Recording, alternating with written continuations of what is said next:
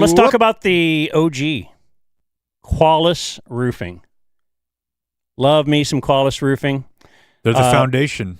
They've helped out tons of people that listen to us, and they can help you out as well. How about a nice free roof inspection? Give Qualis Roofing a call. QualisGC.com. No harm, no foul. If there's nothing wrong with it, they'll tell you. If there is, you can trust Qualis to give you the best deal possible. Work with your insurance company. That's the main thing, is just removing the headache. That's what they'll do for you at Qualis, QualisGC.com. Get your roof inspected, and they'll give you some free merch. If you get your roof through Qualis, they'll gift you a sit-in to come see us do the show, or a Traeger grill. They're hooking you, the Dumb Zone listener, up at every turn. We've never had a complaint about Qualis ever. Nothing but rave reviews. So hit them up at QualisGC.com. Their biggest fault is that they're perfectionists. They work too hard. Yeah, that's the problem. Work-life balance, not your problem. They'll take care of it at 817-500-9008. It is QualisGC.com. Qualis Roofing, we've got drones.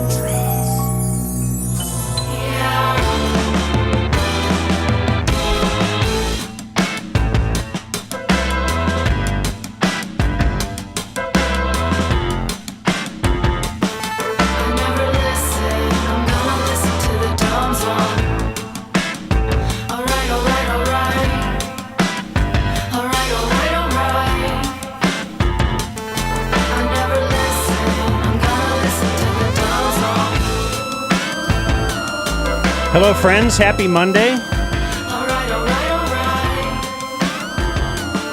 You are looking live at the Game Day Men's Health Studios, gameday.dumbzone.com. We are in downtown Dallas, Fox 4 building. It is the Dumb Zone. It is a Cowboy Monday, kind of. The pregame show. We got a game tonight, Cowboy bro. Monday.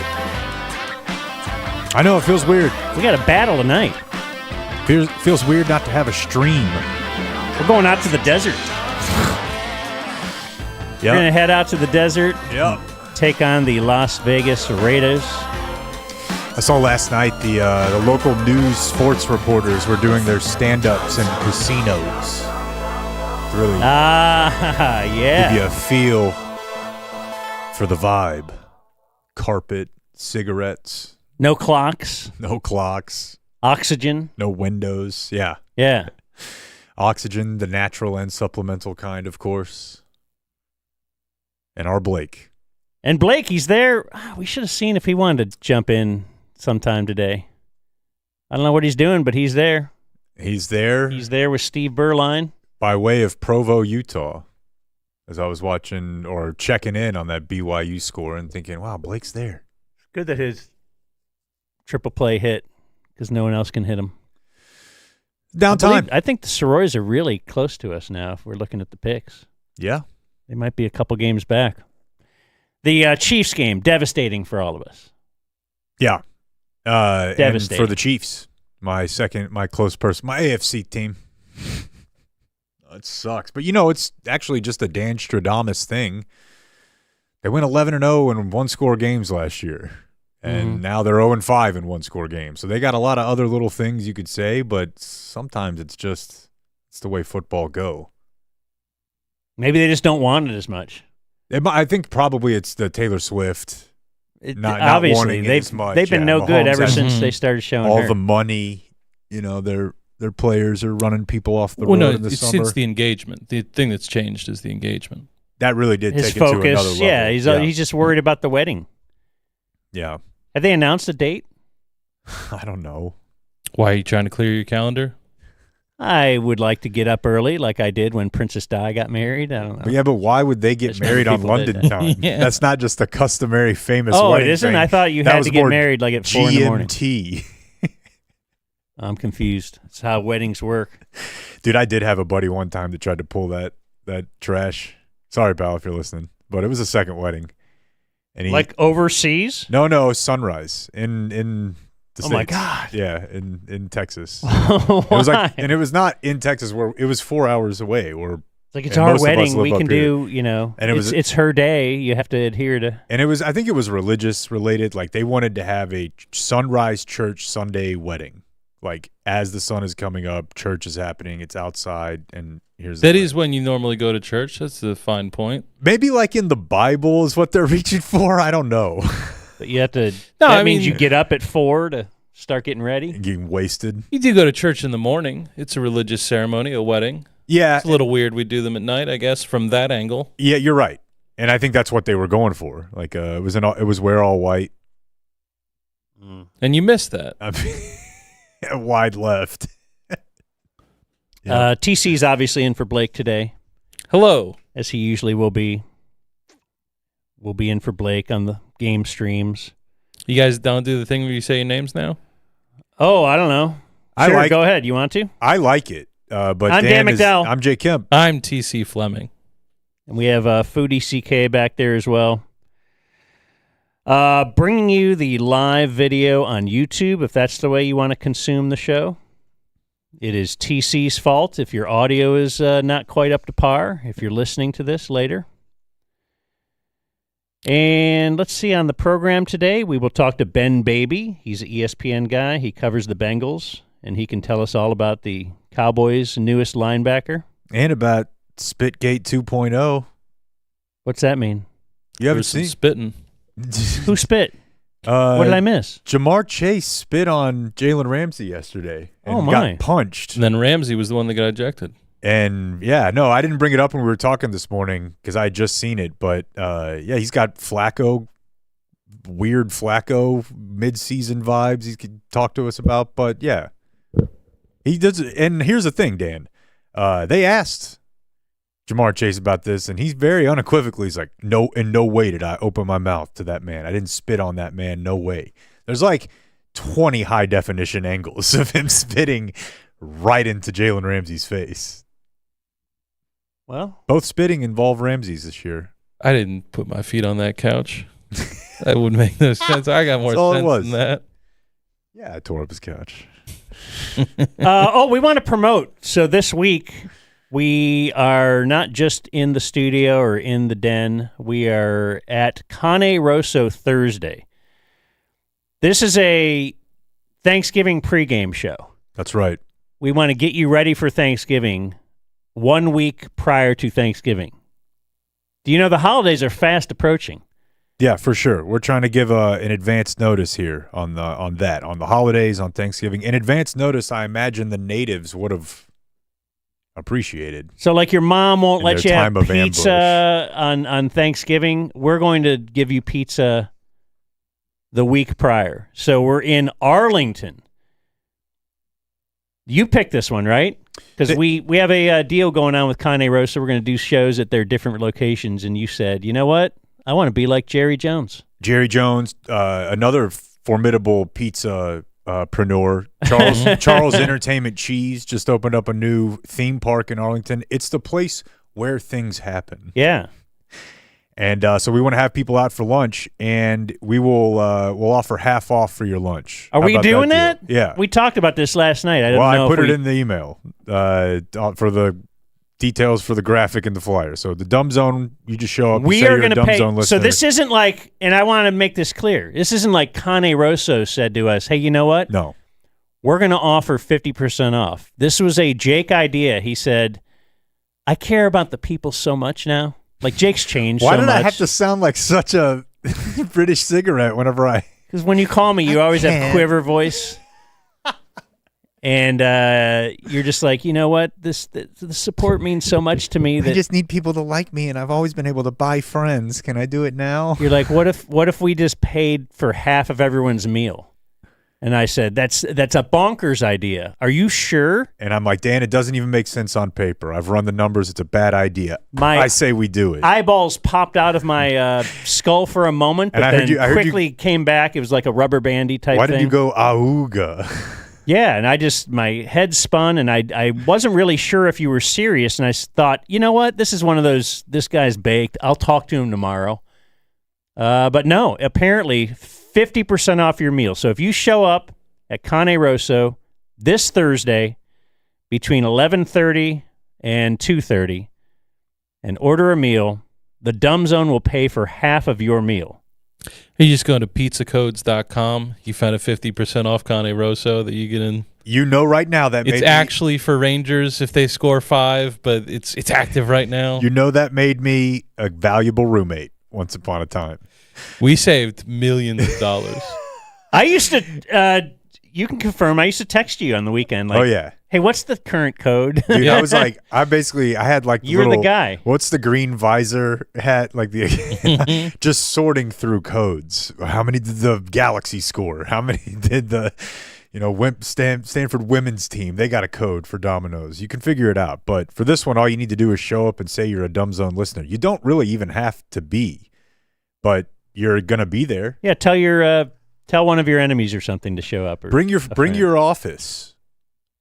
And say I'll pay for your lunch because it'll be half off, and then treat them to the show. Why are you trying to take more money out of our pockets? Because I want more people there. What a conundrum. I didn't promise you riches. I promised you freedom. A lot of NFL talk today. We start with a weekend check, though, brought to us by Community Mechanical. That's our HVAC company. Came into my house, did the, what do they call it? Preventive maintenance, little PM. Correct. Little PM. Now Jake will come into your house, do a little BM. No doubt. Book a sit-in. That comes with it. In fact, Kane Roso might have a BM in it from Jake. There's 100% chance. And it as well as like 2 gas stations on the way to the remote. But for some reason, he'll stop multiple have times. HVAC from Community. Oh, yeah, I forgot. We're talking about our HVAC company. Their PM, preventative maintenance, 469-667-7290. That's a pipeline right to Travis. He will. You could text that number, too. You could set something up, communitydfw.com. But they're awesome. Yeah, and they do commercial as well. So we've had a number of people who run businesses who had. They're doing Kane. That's literally exactly how I transitioned. You were about to do that? Okay, no, I I'm did sorry. it already. When I said, and Kane Roso may have HVAC from Community. I'm not listening. But you are crushing, and that's really all I care about. Just like Community does, communitydfw.com. Have them come out, take a look at your situation. Maybe they'll tell you that you need a full system replace. If you do, you'll get a sit-in. Maybe they'll tell you what they told All-Pro Brandon Aubrey, which is, nah, those other fools are fronting. This will cost you just a couple $100. CommunityDFW.com, 469-667-7290. Weekend check, I'll start. I don't have a lot. Okay. As usual. It's nice to have a relaxing, no Cowboy weekend. It's very nice. Well, I can't remember the last time I watched the Cowboys on a Sunday. Oh, I mean, yeah, I guess. But so I'm really enjoying, TC, my NFL Sunday ticket, which I bought after you were there watching the Bears game on your phone. It's a great product. Neither one of you, many times in my life, I thought in the moment, these guys are wrong. But I'll be damned. It usually comes around. Yeah, no, I was enjoying it yesterday. Got to see, well, I'll tell you later about Shador Sanders. Oh. I can't blow that now. Anyway, things that are back. YouTube TV. Yeah. YouTube TV is back. I got that $20 credit, though, bro. Am I already too late to cash it? I drove down to Mexico and spent it all. It was great. Yeah. I had a wild weekend with that $20. No, I don't think you're too late to cash it. Okay. They sent an email out. I got the email. My wife was on me yesterday about it. I'm like, what? You've never cared about $20. Well, now she knows you're paying for half of the people's food at the Kane Roso Thursday. So that's true. Wanted to complain about another Hollywood depiction. And I saw this when I was watching the morning show. Do you watch the morning show? I haven't seen this season, but yeah, Okay. I'm caught up through this season. But I have a list of Hollywood depiction complaints. One of them is like the movie Fire. I'm a big fire guy, and I know what it takes to keep that fire looking good. And once you get that piece of wood in there and it's looking perfect, it'll last about 5 or 6 minutes, and then it'll start to falter.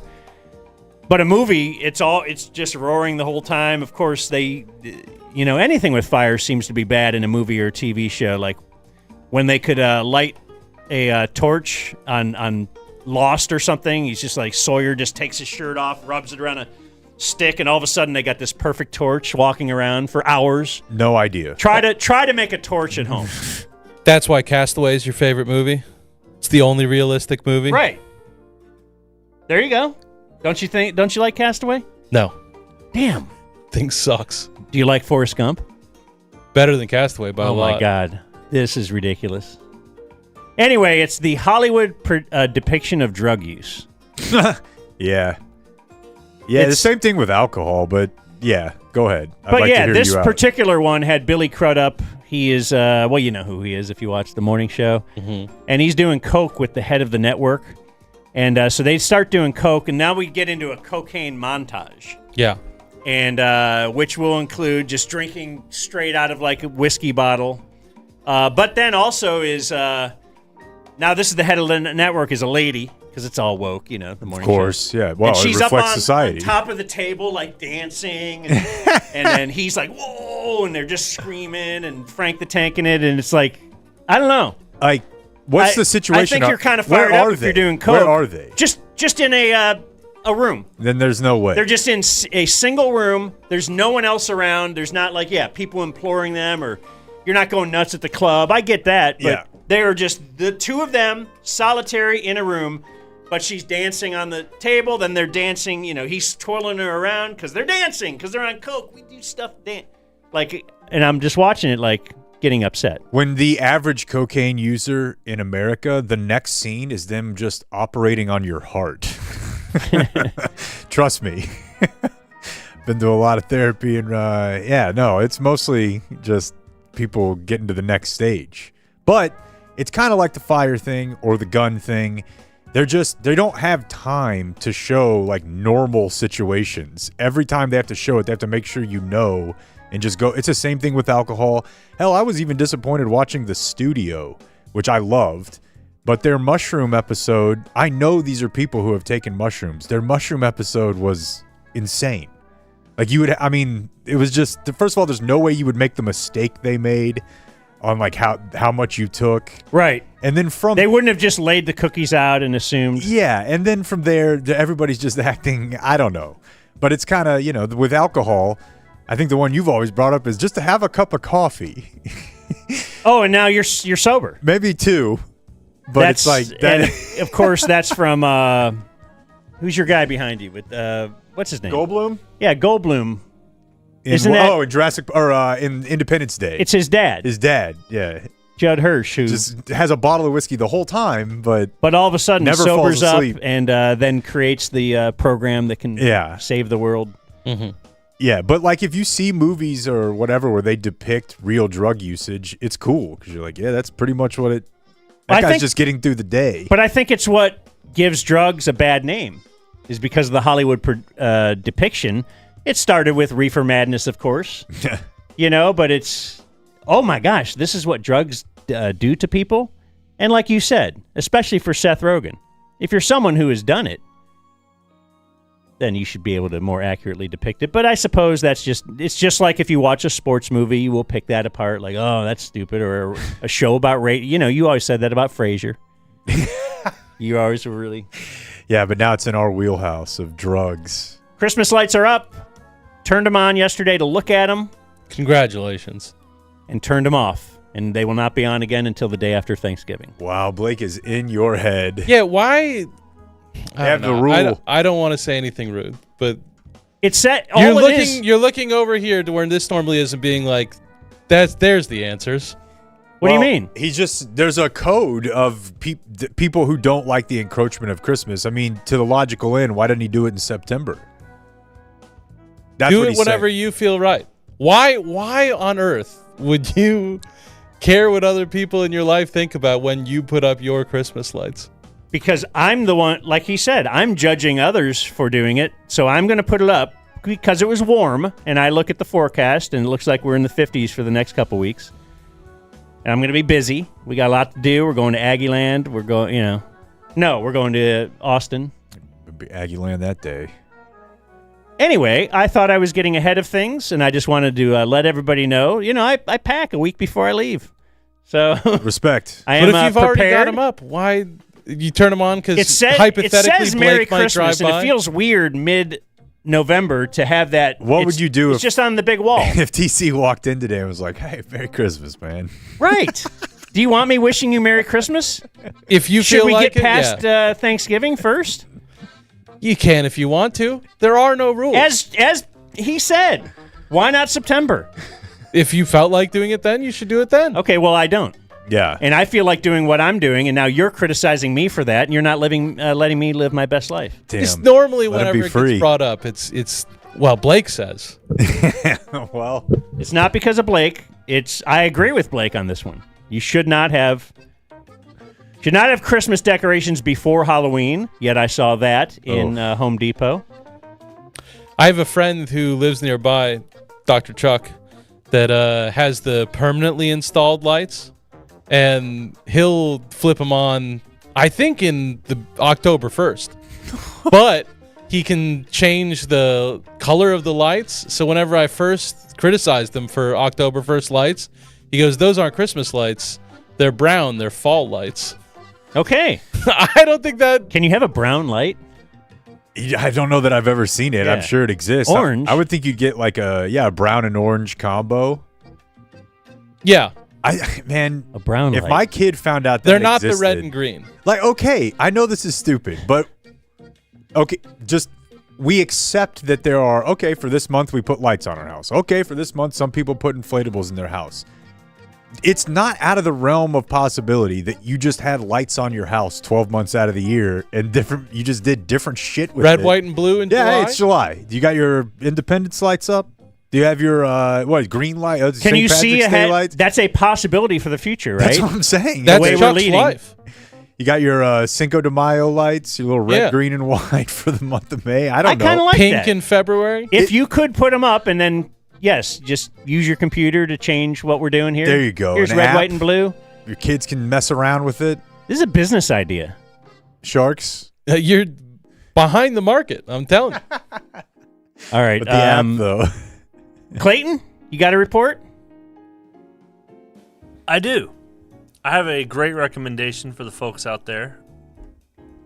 And it'd be go to Kane Roso on Friday night or Saturday night after 5 p.m. He's right. I heard. Brisket lasagna. It is probably the best lasagna I've ever had. Wait, where? At Kane Roso. Kane Roso. Oh, really? Yeah. Okay. I saw it on the menu on the wall last night. It's a weekend special, though. So Yeah, weekend special, but it is delicious. Perfect amount of brisket in there, so you're not getting too smoky. You didn't even have Jake paying for half of your meal. I don't need Jake to pay for half my meal. I'll patronize that place on my own dime, buddy. He just walks in. Yeah, I'm Clayton. yeah, you probably know me. Yeah, I was here setting up a remote. I did go back to that same Kane Roso a couple days after we were there, so Yeah, no. they Fantastic. definitely knew it was me. And then things that are back. I think SNL might be back, boys. Oh, no. Really? Yeah, they've been hitting some pretty heavy jokes in the last. Like they're very topical. They're going after Trump. I saw The Open. The Open was exceptional. Yeah, What was it this week? I didn't Just see. Epstein. Okay, because last week I was struggling with, and like the Shane stuff was kind of, and then I heard him talk about it, and he's like, yeah, they write all of it for me. I just show up, didn't have to do anything. I'm like, I could tell. Yeah. There was Yeah. like one or two funny lines, but I did see the very non sequitur Sebastian Maniscalco sketch from this weekend where Glenn Powell's having a bachelor party, and it appears the entire conceit of the sketch is, I have one more friend I didn't tell you guys about. He's Sebastian Maniscalco, or however you say the name. And the Latino guy clearly just on this cast has a good Sebastian, which if you can get is great. And they're like, we'll just write this sketch. So it was just, And it felt like they used to do that, where they would have literally what do you do? One, Yeah. I can do this guy's this. like, I got this. We'll build it around that. The And- Jay Moore, Christopher Walken Psychic Friends Network. Great example. exactly. One of my favorites. Exactly. Burt Reynolds, would that be one? With- Yep. yeah. yeah. with, So yeah, Celebrity Jeopardy. Celebrity Jeopardy was just a vehicle for that. You're right. Yeah, you're exactly right. I don't know. I know people say it's a rebuilding year, but I also know they have some people I like. Yeah, they've got some young talent that are contributing pretty much every show. They got a guy from Kill Tony, Dan. And a You know local that. guy from TCU. All right. Yeah, so give it a shot. All right, quit yelling at me. Well, I maybe try it and I won't. I did watch. Bitch. You told me to watch The Chair Company, right? Did you tell me or no? I've told you, yeah, Chair Company's great. Yeah, I'm still just sitting. 4 in, I think. Yeah. I didn't have a productive TV consumption weekend. Oh, no. Part of what I did, though, and if we don't get to TCs fully, then we'll make time at some point. But part of what I did this weekend was I went out with Foodie CK, Horny Single Amy, and Ross of Ross's Rowdy Bees. And I took, I guess, like a beekeeping class. We did a story about this guy who had removed, I don't know, a zillion bees from some house over in East Dallas. That it was the guy's parents' house or something. So you're wearing the big white suit. Yeah. Look the at big him in the beekeeper suit You with the mesh over your face so you can Yeah. see everything. You're but not, it's not a bee beard. Like when we joke about like getting covered in bees, you're not covered in bees. You're just surrounded by bees. Now, Well, there is a thing where people have put a bee beard on. yeah. And there are people this who guy do wouldn't this let with you no do that? No. And you're wearing regular pants, so you could get stung in your legs. Because Oh, wow. that's why he was like, you need to wear jeans. Don't wear Yeah, can they sting through jeans? not really. Okay. But he said, if you had like yoga pants on, you could be in trouble. Sweatpants. Mine are like kind of jeans. But anyway, So beekeeper outfits, not just for sex. Who would have known? yeah, but it's a little. I couldn't catch the name of the app or service he said he used, but there's some sort of service. Homify is what I thought he said, where they'll contact people like a beekeeper and be like, "Hey, you have a beekeeping business. Would you like to show people how to do this? Maybe you have like a welding business." And they'll be like, "Hey, you want to hold a welding class?" Or you want to do, because it's just another revenue stream for this guy, which I thought was pretty cool. Like his main job is bee removal, and they harvest bees. I got a thing of honey. Oh, look at that. They let us try some honey while we were out there, like right from the. Is that the point of harvesting bees? Yeah, so much like with chickens, I think that there is the product, but there's also, well, I definitely know this with bees. I'm not sure about you, but there's a lot of benefits to having them in your yard. Like you could really, I think, do this. People do it as hobbyists now. And if you have like a half acre to an acre or more, he said you can just put they're little boxes in the back, and they'll just, like, they pollinate your flowers, they'll make your garden great, they kill bugs, and you don't have to do anything. Because if you're not trying to sell the honey, they live off of their own honey. He's like, just come check on it every, what do you say, couple weeks or month? Yeah, he said they have like a rotation, so it's like once a month. They only harvest it twice a year, so. But here's the thing, folks. As we learn in the world of business, everyone is cheating. And by that I mean, not only will they remove bees from your home, not only will they sell you a beehive, they will sell you that beehive, and then you can pay them to maintain it. And you can keep the honey. And you can also keep the tax exemption that you get by having bees on your property, which classifies you as a different level of homestead. And he's like, I got people, he's like, they don't see the bees at all. He's like, they got bees. We come out, we service the bees. What's this tax exemption get you? I don't know, but he made it sound, he was like, It's yeah. a ag exemption. How significant is it? It probably depends on helps you save on those your property square taxes. footage. Where are you going to put your bees, Dan? He's got so much bee space. Because I saw like the Gonna get a little radius of the bees? bees. It's not much, and they're chill. They're honeybees. Bumblebees are a little scarier because they're bigger, but these are like tiny little. They just stay in the back, dude. You say I have bee space. You have bee space, definitely. You're in a bee space, a conducive area. I had a friend who dabbled in beekeeping. It's a thing, Dan. Much like the suburban chicken thing. Well, no, I have a Yeah. neighbor who beekeeps Okay. in the woods over there by the lake. Okay, yeah. So TC and I having friends who do this. Our age people are like, oh, get into beekeeping. He did it like with a lady who had a beekeeping business, and she got stung repeatedly and started having more and more extreme reactions. I remember this. And the doctors told her that if she kept on beekeeping, she would die. And she did not stop. And I don't know where it stands now. It's not like she died at the end of this story, but she was just too dedicated to beekeeping to listen to the doctor's advice. I mean, Can't stop, won't stop. I don't know Ross personally from Ross's Rowdy Bees, but I feel like you're never taking him away from the hive. Like, it's in him. He's in them. Has he had a ton of bee stings? Oh, yeah. We asked him a number. He's like, I don't know, thousands and thousands. He's like, I have no idea. See, I'm surprised you're really promoting this. Because it was just cool. But last I saw you were eking in terror like a 1950s housewife who saw a spider up on the table when you saw the mud daubers in my house. You ever read, there was a book produced some 100+ years ago called The Jungle by Upton Sinclair. I just happened to demand my work environment be safe for me and controlled. That doesn't mean He's about to say it again. Don't make him say it again. Your work environment, you went to Beekeep for work. I selected that. Yes, I guess this is all work. But my point is having things with stingers like, are you writing flying off around the that den drive? You got to write insane. off the gas for that drive, bro. 100%. Once I learned about that ag thing, buddy, there's so much nonsense. We're all going gonna to have bees and yeah, and he power said- walls, Mine, F250s because they're over the weight limit He even for said that, taxes. like, a lot of them are they just lease the bees. They don't even own the bee. They're leased just bees. Lease bees.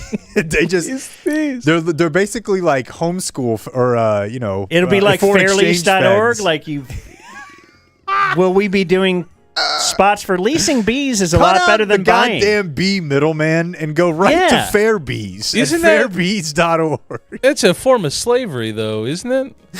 Yeah, Can you, no. Can you own a? and let me tell you something. You can own a dog. They work. Yeah, Yeah, but but not the for the dog- purposes of chattel property. Yeah. Dude, let me tell you, this is also, and I was not baked. Own a cow. But it will make you feel baked if Cow's you closer. if you just watch them work. And the level of, I mean, can you play the video again and get a look at, I mean, you see this all the time with like spider webs or anything that animals do where it's like perfectly symmetrical. Like the Oh yeah. it's the honey. insane, Dan. Like you could put this thing under a like AI thing to measure for are all these the same length and it would hit 100 out of 100. It's perfect. And you just watch them all working there together. He's teaching you about the bees. They got one queen in there per each one of those little slots, which are one queen. How do you know if a queen is born? They monitor it. Oh, you know. very tightly. You know right away. I don't know how it works in the wild. I guess in the wild they know. The bees Does the queen know. look different? Did you see Yes. it? Yeah, it's bigger, but it's not. At least in the case of honeybees, Big it's jugs. yeah. Yeah. Yeah, Does have a big abdomen. The He crown. does have. There's a crown basically, big tiara. but I would not have seen it if he had not pointed it out. It's not that distinct, but it's bigger.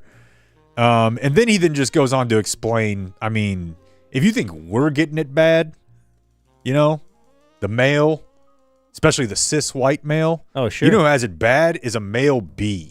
Because we're talking about the most matriarchal society. 95% of them are women. That's what they want to put. Oh, us so in. there's a lot of women bees that aren't the queen. Yeah, but all Okay. they do is support the queen. And the male bees will have sex and die.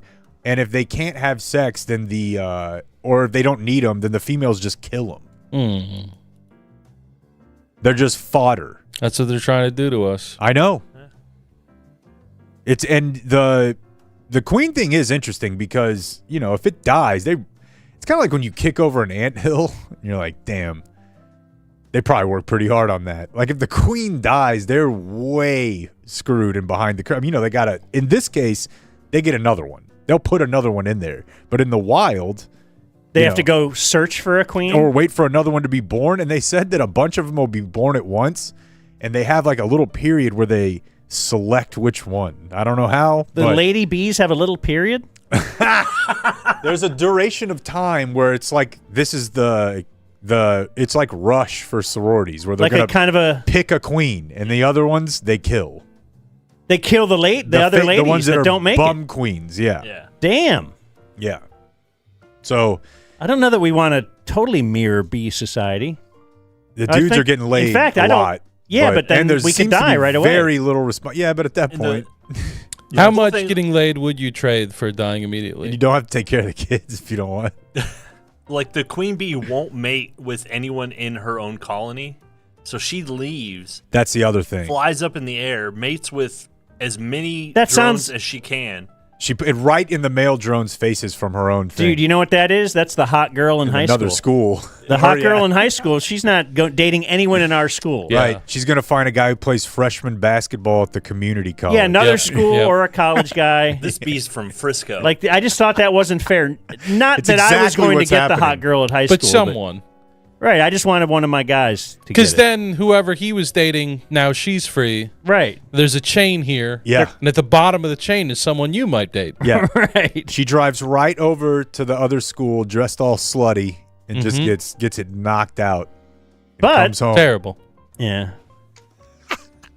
Well, if you got bees or you need bees, hit up Ross. I looked up. There was a story on Fox 4. I'm actually News about interested him in that tax last thing. So week. what would they pay? What do you have to pay to lease the bee compared to the tax savings? Compared to what you can get stung 2 or 3 times a year? You might, Because but I got the bees on my, and then my neighbors are going to get stung a little bit. Doubtful. no. They don't. I'm telling you, dude, this is a pretty The chill dog. operation. Okay. Bees are you don't mess with them, they don't mess with you. Most of the time when you see bees, you're going into their space. You know, like this is a situation where you put them in their space, leave them alone, they don't leave. You can have great flowers. The flower thing is They're kind of like, pretty sweet. They just skeet all over your whole and it actually makes them way blue puffier yes. or whatever. For real. More bountiful, more full. It's looking like you might have a tough time. This is a very cursory glance, but I think it's saying most of the time you need at least 10 acres for an ag exemption. Oh. But it might be less for bees. Who knows? What if we added up all our acres? It's a great point. That is a great idea. Yeah, put it all under a Probably still doesn't get to 10. 10's a lot. I could throw some in there. Okay, yeah, Clayton will help you get to 10. Yeah, he might have like this underground bunker with. Yeah, Do you as have a long bunker? as long as you don't know where it is, he'll let you have that 10. My only other quick things, we got a gymnastics mat for our living room, and I highly recommend this. Welcome. To all. You've done this a long time ago. Yeah. Yeah, it's not as big as I'd like.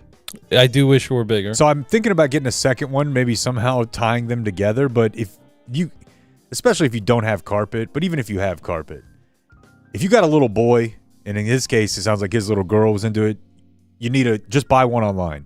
It's the best purchase we've made for the house. Because you can tackle and wrestle on it, and it's not freaking wood. And from what I know about your boy, he doesn't care if it's that or wood or No, but my knees metal do. or And- like. But I never thought of this before. I wish he we was had this diving growing up. into. Yeah, I know. One quick note here. My wife is trying to implement Dan's shoes off in the house at all times thing, and I finally figured out. I get it. It makes sense. I want to be clean.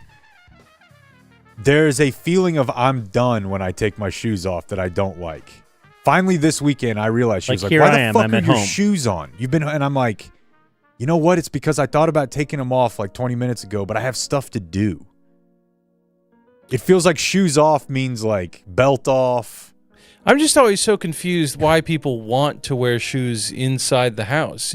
I want to spend the least amount of time in shoes possible. Because what if I need to go back outside real quick? I feel like that's always an Like I'd kind of always like a, to kick always mine a off possibility. The only time I think about wearing shoes in the house, or like what reinforces my thought, is when I am in a bathroom, yeah, a public bathroom, and I'm standing at a urinal. And if the ladies listening won't understand, but there's always it's a good residual it's that physics, builds up. folks. There's urine on the ground. There's a little puddle. Even the cleanest bathrooms, you're going to find a little something down there. And then you think about, oh, okay, this is these shoes that I'll be, jumping on my bed in later or whatever. I don't know, but and you've stated facts that if you're outside, like all of grass is just pee.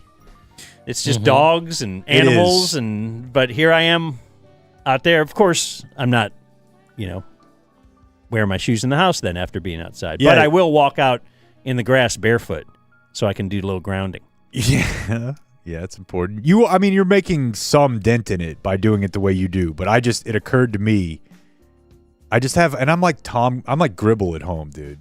I'm fast walking around back and forth trying to look busy. Oh, maybe I'll go, you know what I mean? Just appear busy like a radio producer.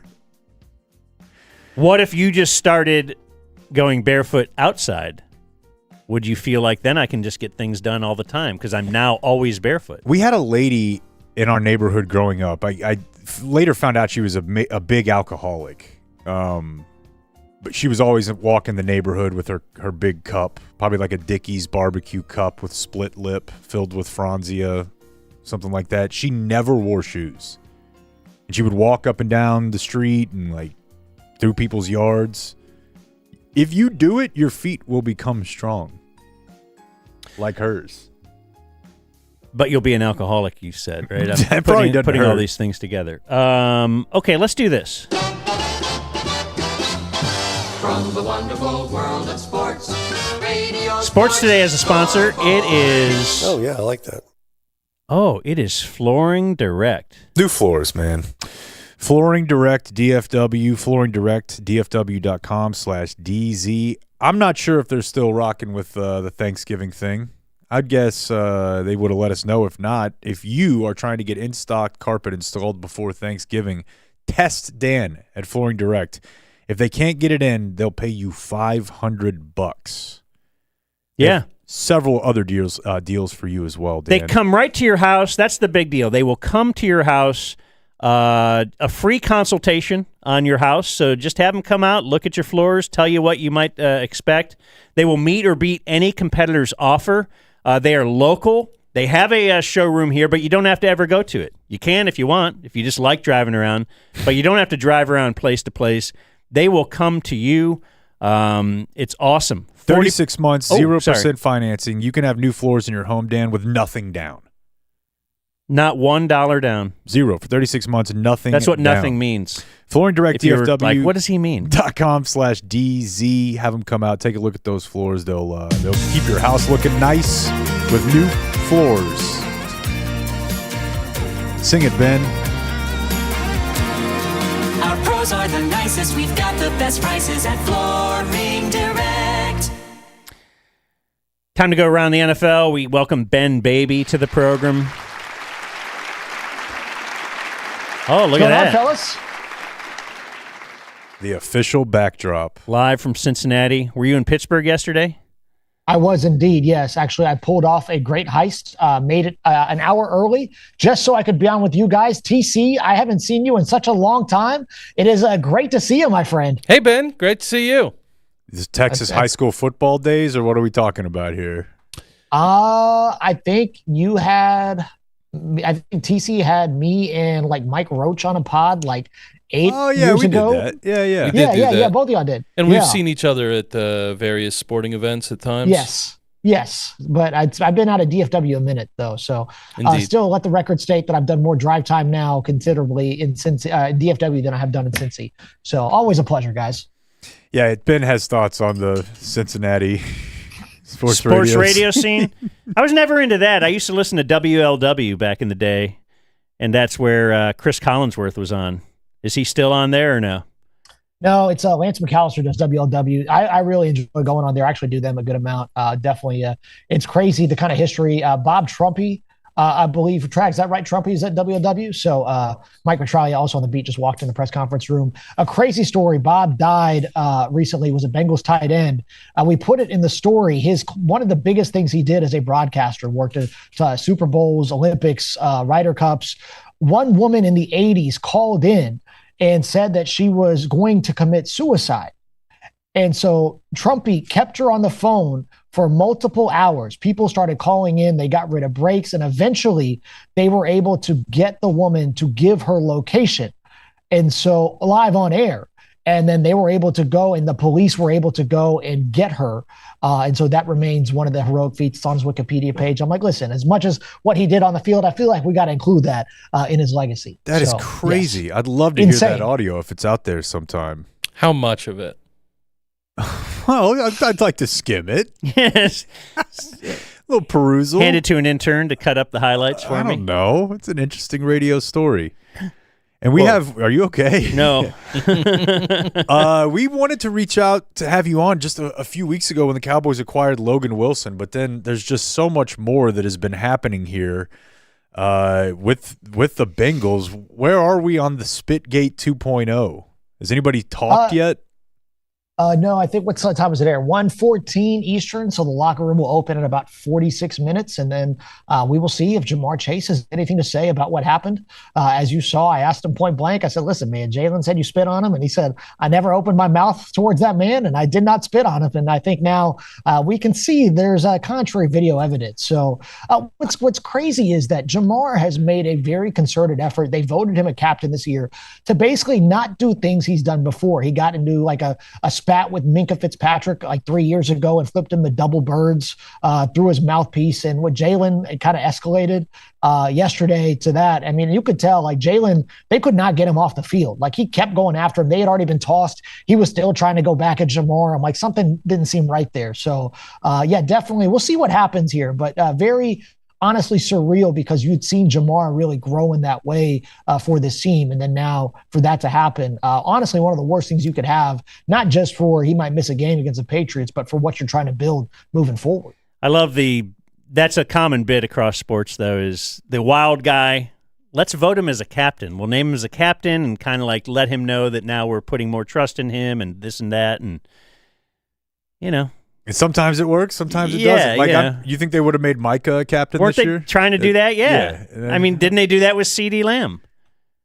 Yeah, but with him, I don't know. I never really thought of him as like a problem. But it's all I know. But still, it's always big, like this will make him focus. The big Cowboys Leadership Academy is locker next to Dak. CD got locker next to Dak for a while. Yeah, and who is it? Is it Diggs now? Man, I don't know. I haven't kept up with it this year, but. Speaking of that, though, in the locker room, Logan Wilson steps in. I can't tell you I know a ton about this guy other than he was a big part of the Super Bowl year. You know the name, but we don't know really anything about the guy. And this is kind of a Cowboys defense that there really aren't any names, especially with Diggs not really want to take on that leadership role. Is Logan Wilson that kind of guy? Like what sort of guy off the field or room-wise are we getting? Well, I think it's interesting. I remember talking to him after like probably week 3 or week 4, and it became very clear that they were looking at probably rotating him out at linebacker. And I said, you know, how do you kind of feel about this? He said, listen, I'm only going to try to do what I can. Like, understandably, I see kind of what might be on the wall, but you can't let yourself worry about that because it's going to drive yourself insane. And then when he ended up getting benched, he actually did a very good job of trying to mentor the guy who took his spot, rookie linebacker Barrett Carter, the 4th-round pick out of Clemson. And it's not always common that you see guys really want to go out and do that. And he basically told Barrett, he said, listen, I know you're kind of taking my job, but that's not going to change anything in our relationship. If you need anything, I'm always around. That when Logan's trade became announced the day after Jerry told everybody that they had a silent trade, which is still one of the craziest things I've ever seen. Barrett said, listen, like he really helped me out a lot. He was good for that room. He's going to be great for Dallas. He's a guy, I think that if you have younger guys, that's the kind of, person you generally want them to be around. I think here, just such a weird spot with this defense and kind of how they've turned it over. He was really one of the last of the old guard from those really good years in 21 and 22. But so following the Cowboys here, we're seeing they traded for this guy who was benched by a defense that's worse than their defense. So why should the Cowboys actually, or should they even, be excited that they're getting Logan Wilson? I'm curious to see what happens with Logan in Dallas. I think that when you look at it, he's probably on paper still, if the Bengals had to go win a game, I think Logan Wilson's probably your best linebacker in the middle. They made a decision that they wanted to try to get a spark. They knew that they were going to have to lean on these rookies at some point. They drafted a guy in the second round, Demetrius Knight, who got benched, I think, yesterday to start the game. And who had been that guy since day one. And then Barrett Carter, who's kind of struggled in space. And, being a rookie, it is very tough to go out there and play, at an NFL level. So with Logan, I think the question is how much does he have left in the tank? I think I can't remember exactly what the injury was. I should have prepped on the plane right over here, but he had a lower body injury that he suffered that he missed all of last year. And I'm just wondering where he's at physically, how much he's worked back from that. I think that's going to be the biggest question mark about him moving forward. But, Logan's generally where he needs to be, I think, in that Cowboys front, especially when you have Quinnen Williams up there. That's going to make his job a lot easier when you've got that Mike backer who's got somebody who can eat up those gaps in the middle. I think that's something that was a problem in Cincinnati. It continues to be an issue. So, I think how Logan does will honestly tell us in Cincinnati a lot about kind of what maybe happened here and if there are bigger problems than maybe just, a veteran who needed, a fresh start. I thought it was funny. Wasn't it you played like audio of his podcast or something, his wife's podcast, and it was the same as the Micah Parsons bit, right? Where they were kind of crying about leaving. They had requested the trade, right? A lot of factors, but yeah. That's correct. But here's the thing, though. I don't think that Logan had any intention of wanting to leave. The trade came whenever they said, listen, we're benching you. And, you got to understand, guys, essentially, they want to be somewhere where A, they're wanted, but B, they feel like they can contribute. And I think that plays a big role in this. And I think with Micah, in talking to folks, I think that's a factor as well. When you're valued properly, when you feel like that's a place that you want to, they see a future for you there, you're going to generally want to stay there. I think it became very clear that Logan did not have a future in Cincinnati anymore. And ultimately, you want to be able to try to play as much as you can, especially for a guy at his age. I believe this is his 6th year in the league. And I believe he was probably 22, 23 when he got in the league out of Wyoming as a 3rd rounder. So that's really what happened. I think in a perfect world, he would have stayed here. And I don't think anybody at the beginning of the year really thought that the Bengals were going to trade him. I mean, the Bengals didn't even think that, because you go look at it, they gave him a contract extension a couple of years ago, hoping that he could be kind of the rock for that defense. And it just didn't materialize the way they wanted it to. I mean, without Burrow getting hurt, he may still be there. If they feel, you don't think so? I was just thinking if they were a more competitive team, like if they had 2 or 3 more wins, if they were 6-4 instead of 3-7, but maybe not. No, I don't think so. I don't think Burrow being healthy or not had anything to do with it. I think the defense just it became clear that they wanted to try somebody else at middle linebacker. They got a guy they drafted. They wanted to try to get him developed and try to get him those reps as much as possible. And they're willing to take the lumps. What you're going to get with Logan. They feel like they have better upside right now with a younger guy. But I think in the right defense, Logan can still be valuable. And I think guys in that locker room believe that as well. Okay. It sounds like a bad trade then, with everything you just said, because I don't know that this is the right defense. Well, no, I don't. I don't agree with that. I think it's a matter of there's a guy who – if you mean bad trade for the Cowboys? Yeah. I think they're acquiring him to be a part of something, not lead something. And he was probably paid when he signed as one of the higher paid middle linebackers in the league. Now that's not as much the case. I mean, he's probably middle of the pack or bottom 3rd.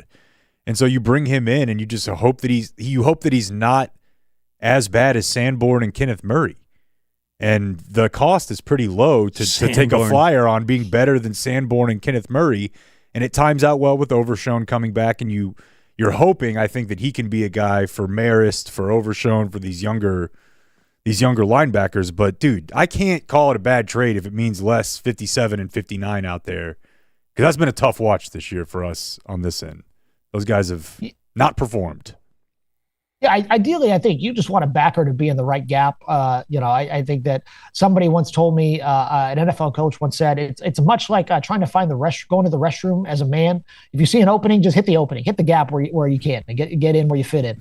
It's not always that complicated to go in. And I think for, sometimes you need just backers to be where they're supposed to be. Because here's the thing, especially in the run game, if a rusher sees that there's nobody in that gap, they're going to go attack that. But even if there's a guy there, you don't know if he's going to make the play or not. It's going to affect what hole they pick, especially depending on the run scheme. So just being in the right place where you're supposed to be is half the battle for a linebacker. And especially if you play him as the middle guy, not as an off-ball backer where he might end up in a matchup against a tight end or a running back. I think that's a good way to protect him. And the other aspect too, I think it's interesting what Dallas did is they went and got Quinnen Williams. So now, ideally, Logan Wilson and the rest of those Dallas linebackers, when you get a guy who can be really good in the interior, They're supposed to be able to eat up those gaps, take on some double teams, and put your linebackers in one-on-one situations. That's ideally what you want. I think Dallas, when you look at the totality of their moves, they made a decision and said, we are not good enough up the middle. We're not getting what we need. I think anybody in the league would have loved to have Quinnen Williams, one of the best interior pass rushers, just a big dude who can occupy offensive linemen. So it's a very interesting strategy. And like you said, Jake, it's a low cost at the end of the day. What's it like being around Joe Flacco? What's he like? An absolute dream. He's the best. Like, it's just, he's in old dad mode, just hanging out. It's a guy who's been here, been in the league for 18 years. And I told him, I said, it's kind of rare that you get to pick someone's brain who's been in the NFL for that long and played really well. I mean, for the previous 4-game stretch going into Sunday, the Bengals had the number 1 offense in the NFL. Since acquiring Flacco. They were number 1 in EPA, number 1 in points per game. And the fact that he went out and did what he did against the Bears 2 weeks ago with a sprained AC joint. I once covered one Trevor Knight in 2016 at A&M who missed multiple weeks with a sprained AC joint. And Joe Flacco said, let's go ahead and let's rub some dirt on it or whatever they did, and let's go out and play. And he had the best game of his career. Yesterday I think was a tough What was the watch for score him. in that one? What would the Bears? It's like 49-44, 40, something like that. It was like a 90-point affair. It was insane. Clearly, TC knows. Bears fan. It was still a great performance.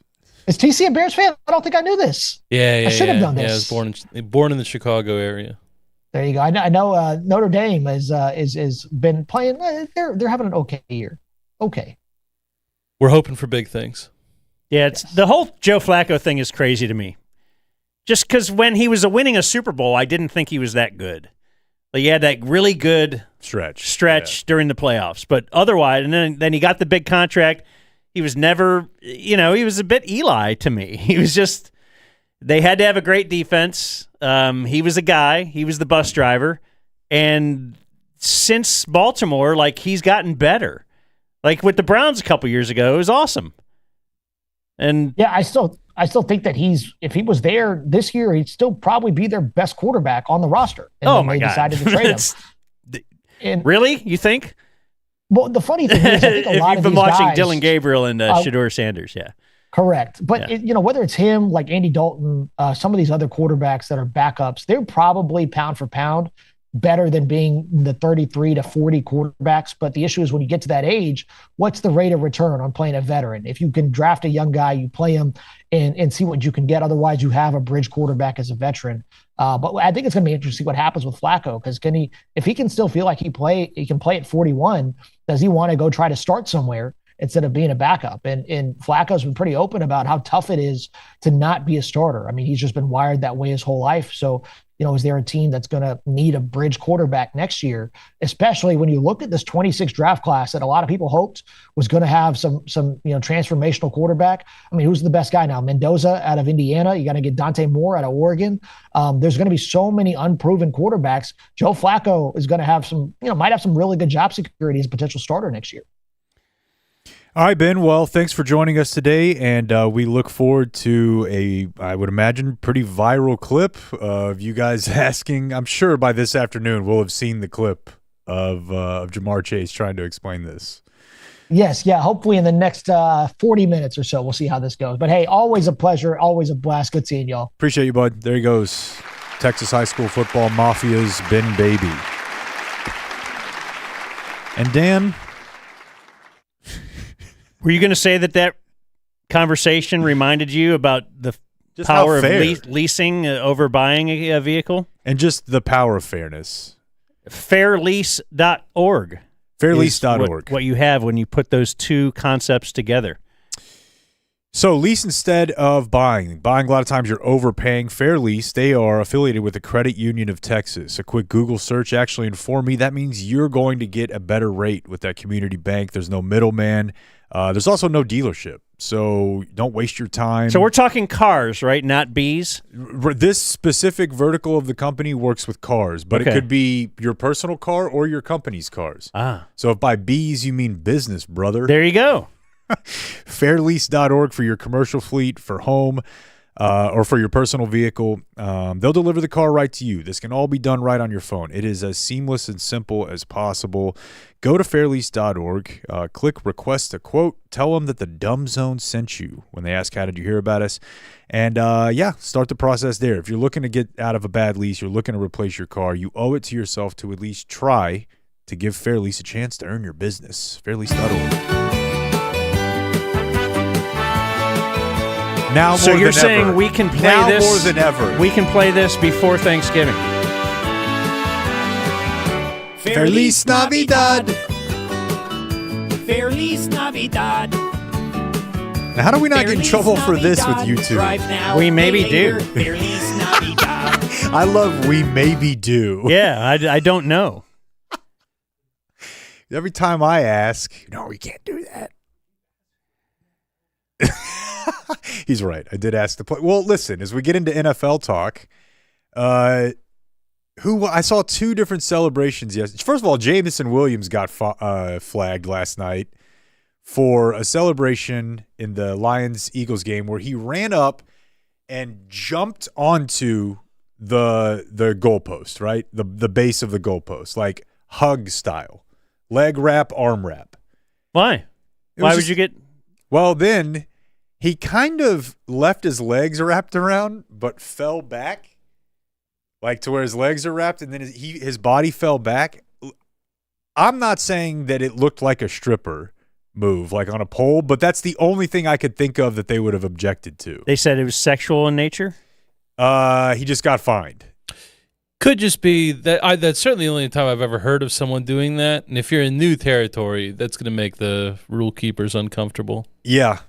They missed the extra point afterward, too. Oh. And there was also one in... It was a windy day in the Northeast. Boy, it was. Just ask Jared Goff. But there was a Bills player scored like a 52-yard touchdown, went limp in the end zone, acted like he was like paralyzed, and then did like a 2-pump and got no flag. I'm very dialed in on the...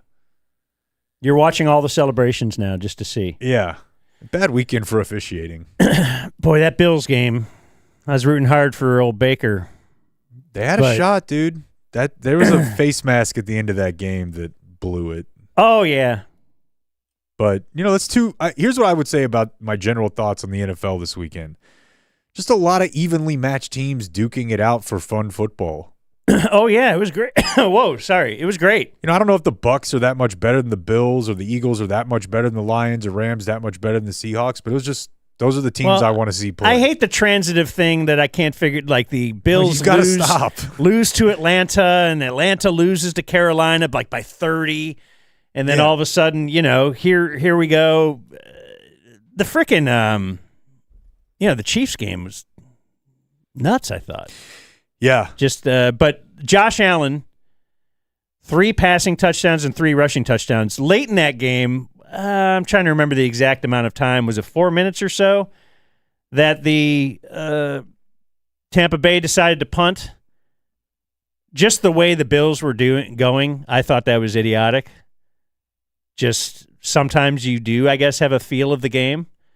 And I didn't think there was any way that they were going to stop the Bills' offense, and they didn't. They were down 5. Is this the one you're talking about? They're down 5. It's 4th and 2 at their own 40 with 7.5 minutes left. You got to go for that. That's where I thought, what are they doing punting? Yeah. Bills scored 8 plays later. Yeah. Anyway, 3 rushing touchdowns, 3 passing touchdowns. That's been done 3 times in NFL history. Twice by Josh Allen. Damn. Wow. Do you know who else did it? Lamar? Otto Graham in 1954. Otto Graham is kind of like Oscar Robertson to me, where I hear the name a lot, and it's in insane statistical categories, but I can't really tell you much about the player. It just seems like, whoa, how did he do that all the way back then? What was he like, Grandpa? Well, I'll tell you. He had a mustache like Jake. Josh. I haven't even mentioned your mustache today. Hey, thanks. It looks great. Oh, good. Bravo. Cool. No, it's cool. It's fantastic. That thing is. I may have to go today. We have some stuff to film that I've kind of forgot about. No, I think it's enhanced. It is out of regulation, though. It's very close. I'm trying to keep it to the pappy. Like you can't get too powerful. What do you mean now. out of regulation? Well, you got to keep it beyond. You can't have it go beyond the corner of your mouth, which the bit in. What if you let it hang down? What if we drip it down like the icicle Christmas lights? We can give that a shot. Josh Allen also had one of the funniest, worst interceptions I've ever seen at the start of that game. Trying to avoid a sack in his own end zone, simply chest passed the ball. It was the Josh Allen game. Like, is he MVP favorite right now? Well, he has to be. Just because Mahomes has dropped off, he was kind of right up there for. Well, a day I or would two. say that it was Drake May, Stafford. Yes, before yesterday, and I mean, I think it was Stafford, Drake May, Josh Allen. Lamar has kind of dropped out of that for sure because of injury as well. Where are we? Are you looking at it? Oh, no. I'm going to look it up. Okay. But I was just agreeing that Lamar has dropped out. That's all I was saying. Yeah, I got to update. It's fairly wide open relative to most years. You worried about the Chiefs? They got the Colts next week. And if they lose that game, they'd probably have to win out just to make the playoffs. They're 5-5. That's why I really felt confident in the Chiefs going into this week and put the triple play on that. Stafford's still the favorite. May is second. Allen's third. Yeah, I thought the Chiefs would win, and I think they could have. I mean, I don't know. I realize I sat there live in color and watched the Broncos have their way with my football team, and their defense is awesome. It's just, you hear that, audience? He calls them my football team. I just can't. I can't go out there with Bo Nix and feel like I can't be scared of that guy. But he made enough plays yesterday. He had a few to Sutton yesterday that were. He might be good. He might be good. Oh, you know what? I meant to cut this off. I didn't. That last pass to Sutton, did you? The 3rd and 15? Yeah, it was insane. And oh, my God. Neither team's really running the ball for shit in that game. With Kansas City, it's always a thing of like, they'll run it like a dozen times for 5 yards a carry, and people are like, they should run it more. I'm like, I feel like the only way they're getting 5 yards a carry is that the other team doesn't care. Yeah. And the Broncos just didn't care. You're looking for the couple times a game that you have a really light box, and if you only run it to that, then you're all right. Yeah, and Denver's defense is just nasty. Yeah. Let's see. They got some dudes. I think Romo's They got Vance Joseph. Somehow Romo's just gotten so much worse. Do you guys agree? Yes. Like, I don't know what happened. I know what happened. He's at no point prepared for the job at all. And in the first year, that didn't matter because he'd been preparing like an NFL quarterback the year before that, so all the knowledge was relevant. Now, no one is running anything that looks like what he ran. And he hasn't bothered to keep up. He doesn't care about doing that good of a job. That makes a lot of sense. You think he's paying a Bob? You think he's got his own? No. He's got a PFF Even if account? he paid a Bob, he wouldn't read what they sent. Well, yeah, I'm just saying the process of, like, I'm aware of, like, Troy pays for a lot of stuff.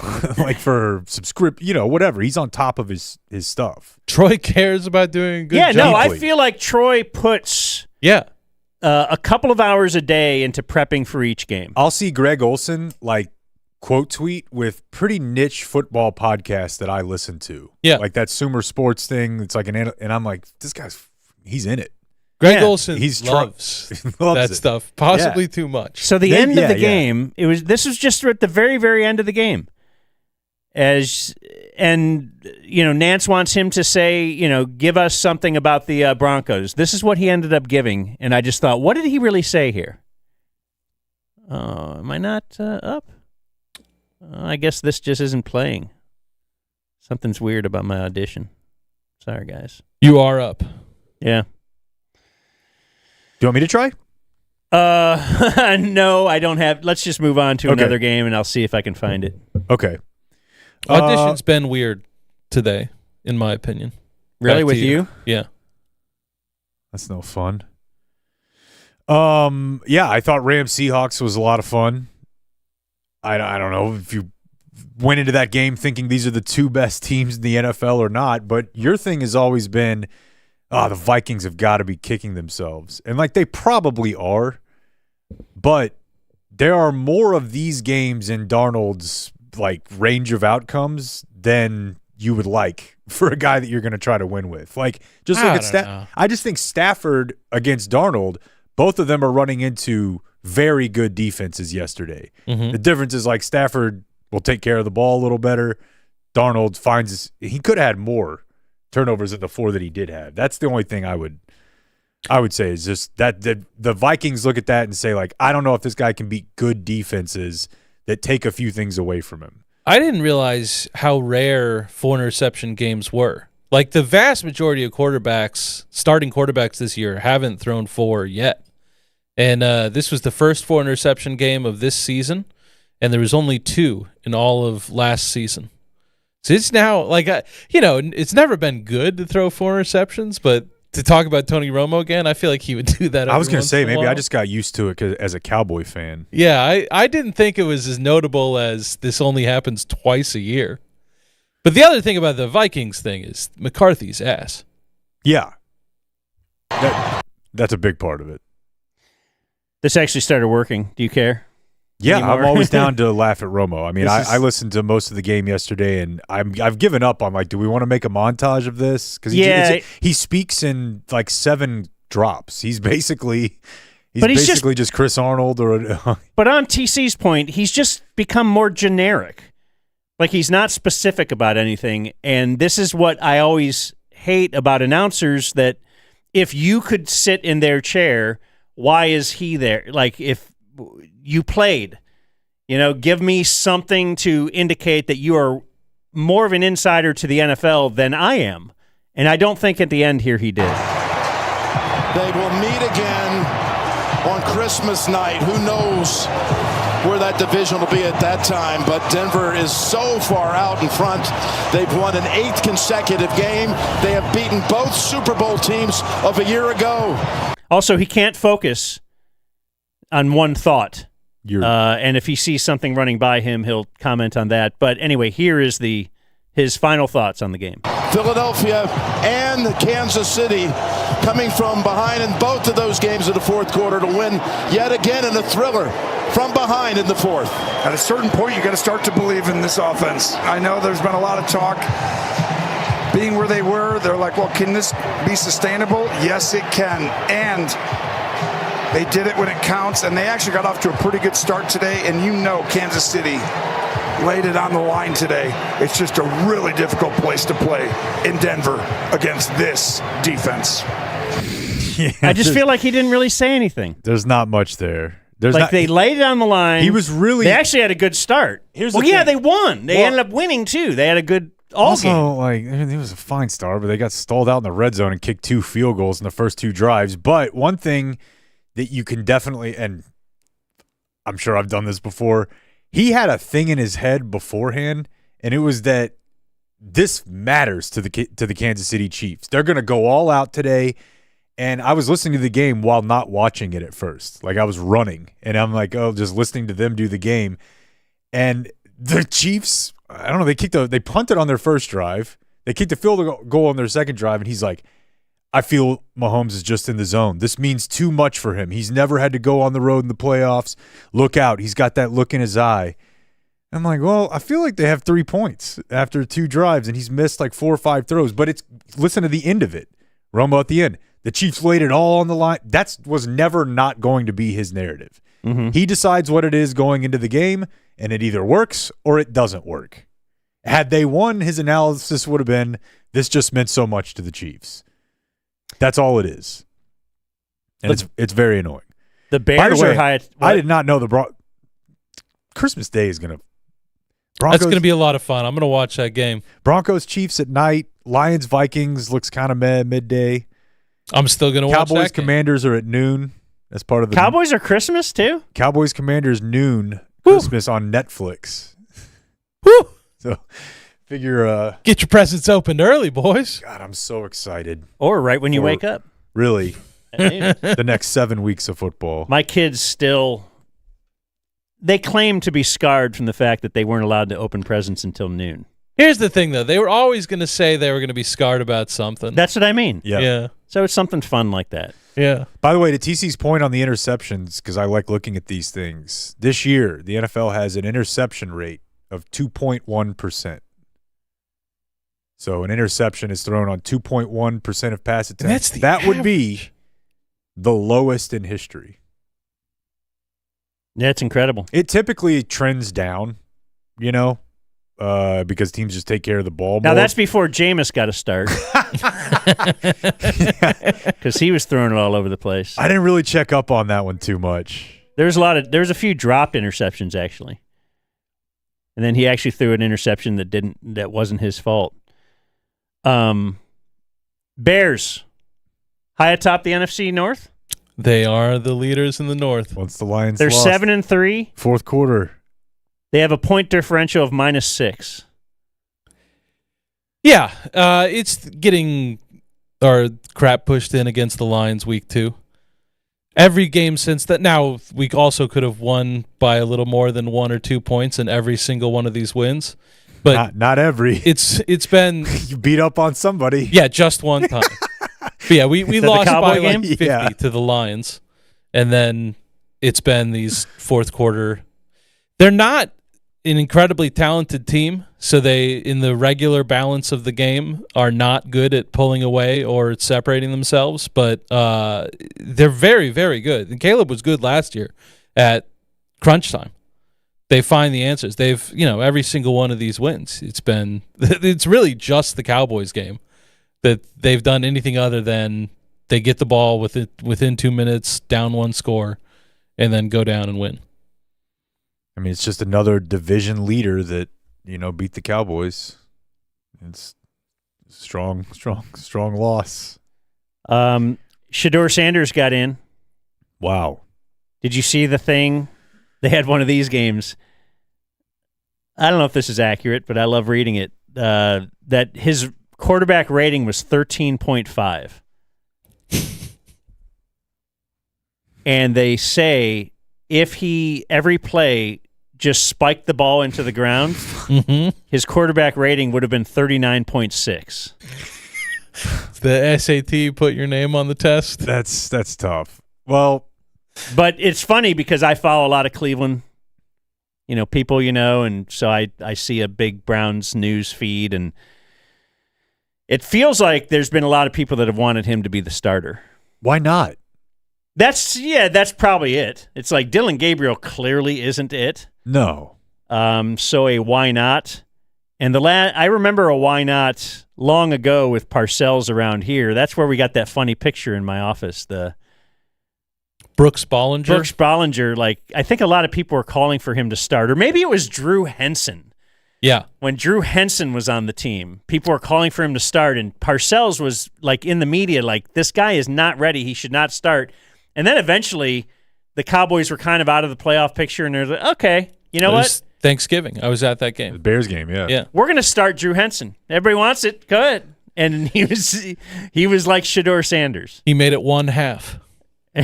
And dude, but the craziest thing is, and then people are saying now, well, he hasn't practiced with the ones all year.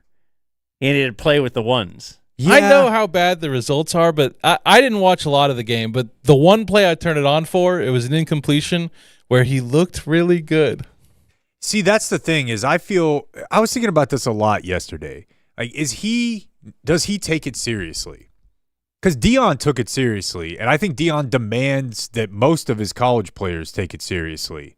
It's just weird to me that I know that Deion talks a lot of shit and he's very flashy, but I do think he requires a level of commitment and work. And I think Shador has a lot of talent. So it would seem to me that if he were to lock in like these other guys do, I don't have any doubt right now about, as bad as they may have been playing, about Cam Ward.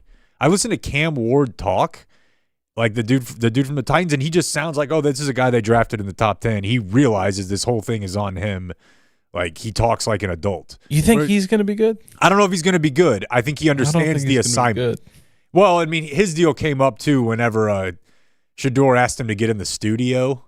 Wasn't there that one clip where they were out throwing? Oh, yeah. Shador was like, what do you do? Was that those? I thought that was Dylan Gabriel. Field? No. Oh, that It was he's like, I play football. yeah. We should get the studio or something. He's like, no, I practice. So I watch film. I don't know what it is with Shador because I watched him play in college, and there was a lot of tools there. Now he definitely has a really bad habit / almost skill of spinning himself into sacks.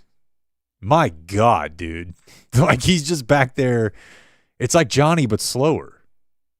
It like always when you looks reverse very, the field, very bad. It doesn't. There's just somebody there. Did anyone actually have him rated as a first-round pick, or was that just Dion No, I think that trying to will it into I feel like I existence? listened to Joel Klatt towards the start of the year be like, this guy is the truth. And I would watch him play and be like, damn, dude, he's got some talent. Every single mock draft you would have pulled up before the draft had him as a first-round pick. Right? Really? Yeah. Like the day before the 100 draft. out of 100. Like it would have been a real spicy opinion to say he was going 20th. Wait, the day before the draft? Yeah. I feel like it had already happened before then, but it doesn't matter if I have that right or not. Definitely at the start of the year, I remember people that I trust, like Joel Klatt, being like, the tools are there. Now he's a buff also, but he was playing pretty well. There's guys who have done less in college at a lower level and been able to step in and look effective in the spot. But then, I heard that he took his blame for the loss because he, what do you have? It was I thought it was a pick to Cheeto late, but in any case, this is just not how a Tommy Reese offense is supposed to look. He's not running it the right way. Tommy Reese, their OC now. Yeah, this whole year he's been the OC. A couple weeks ago, he got play calling duties. I heard this week too. You were saying he spins into sacks. At Colorado, he was sacked 52 times and 42 times in a season. It was a lot. Now, yeah. I don't remember what Mahomes' numbers were in college, but people were always quick to say the Colorado line sucked. But that's what I was going to say about Mahomes. Is just I watched him play a lot in college, and it felt like he was just running for his life / dying at all times.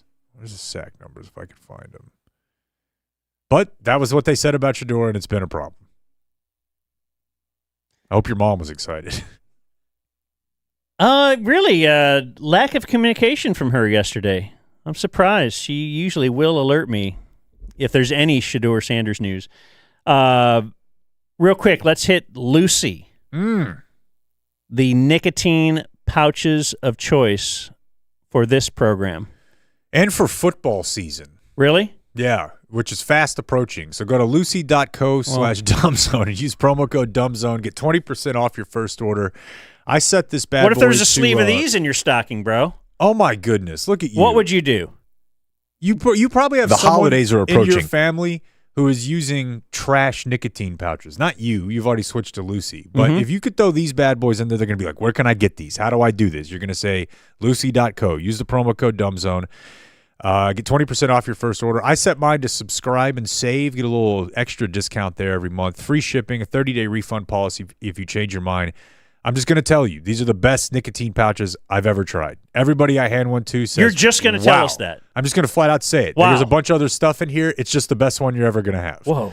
And here comes the fine print. Lucy products are only for adults of legal age, and every order is age verified. Warning, this product contains nicotine. Nicotine is an addictive chemical. Lucy. Great read. It didn't felt like a read.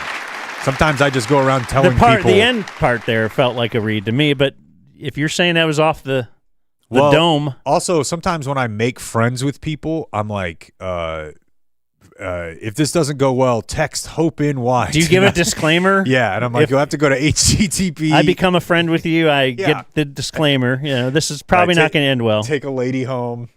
If this happens to transfer over to Louisiana, we have a problem. I got a little Cowboy news for you. Did you see online that Shoddy had a wasp problem at his home? I did. I was hoping. Could you help him? Yeah, no, I was hoping that all would have timed out where Ross could have gone out and helped him.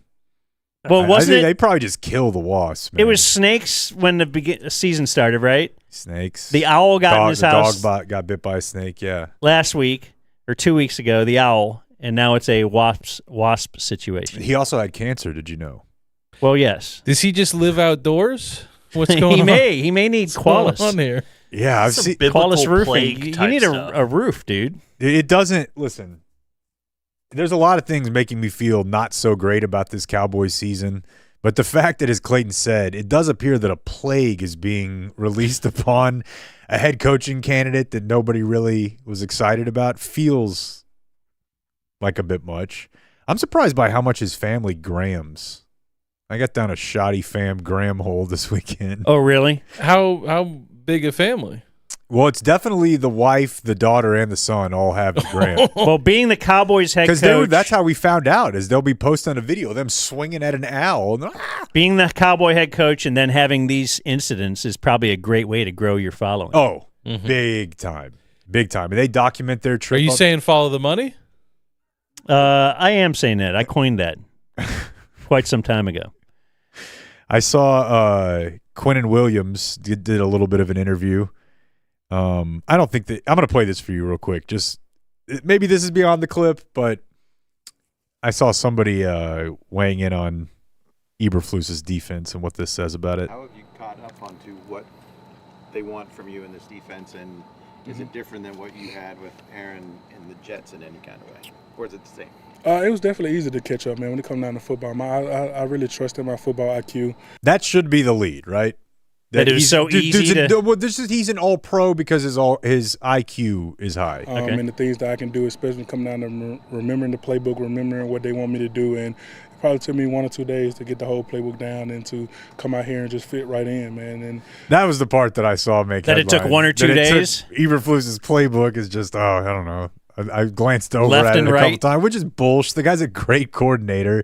It's not his fault, but if you it is funny the way that it went. If you're a D lineman, it's like learn what they call the stunts. There's not much there. End of assignment, right? There's not much there. Like he's not playing safety. Right. It's about especially that one tech, about as simple as it's going to be. I did think it was cool to learn that he did a mock game because he hasn't played in a long time. Why? Did they have a bye? Yes. So and then he had another bye? Yeah, so he was asked about that. And, basically I think he went through a normal week like he was going to play, then put pads on, and he's like, I play about 40 snaps, so they track him running like 40 sprints so that he gets the feel for the big man running today. But Clarence asked him this question because I think the Jets were just on TV and he didn't get to play. And it's just kind of an awkward interaction. Did it get a little antsy last night watching those guys play? He said, did you get a little bit antsy last night watching those guys play? But also Quinnen Williams did a who was it at the ticket that we used to play that drop of somebody classic rock band? A lot of them died. Leonard Skinnard. Okay. Yeah. Did it get a little antsy last night watching those guys play? I'm talking about the Jets, right? Yeah. Okay, yeah.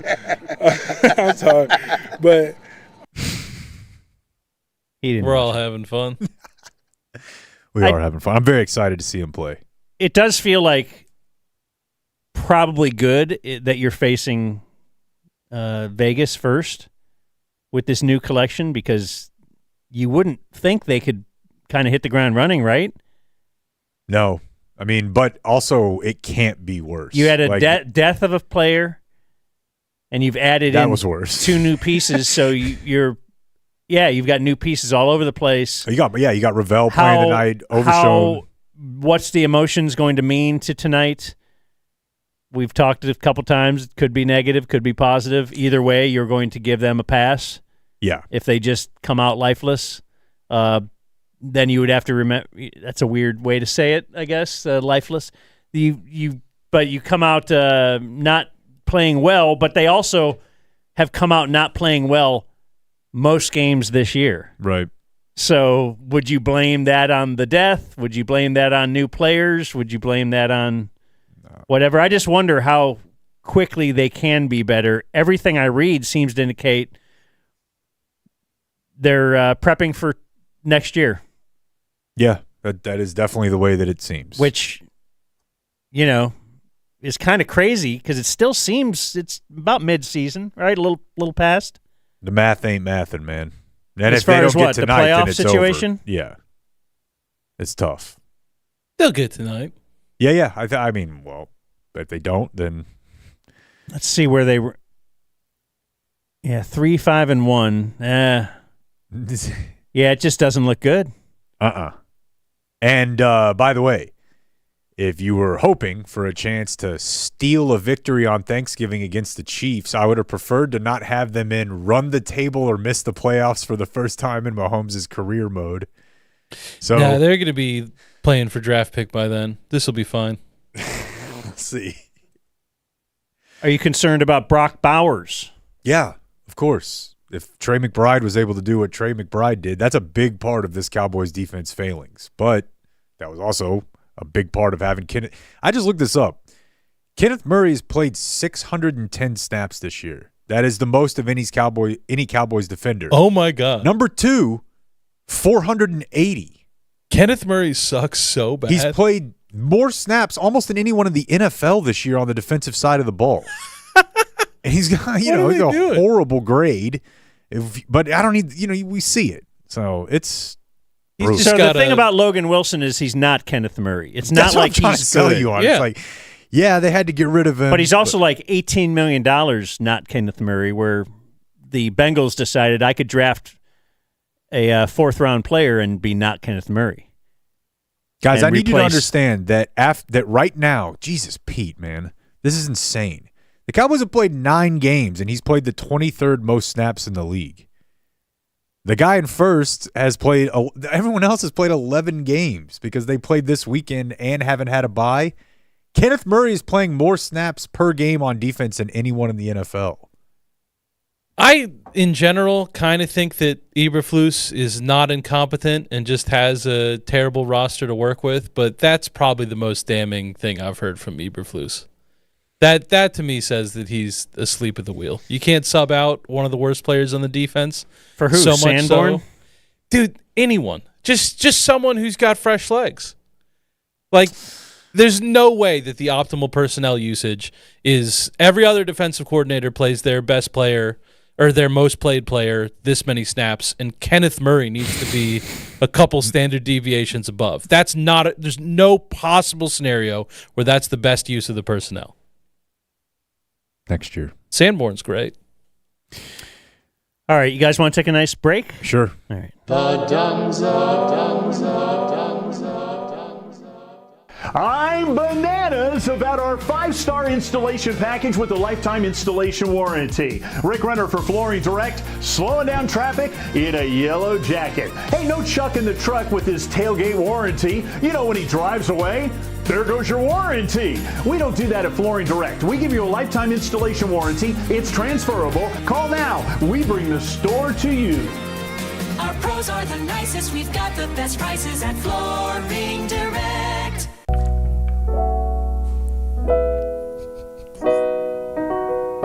Qualis Roofing, we've got drones.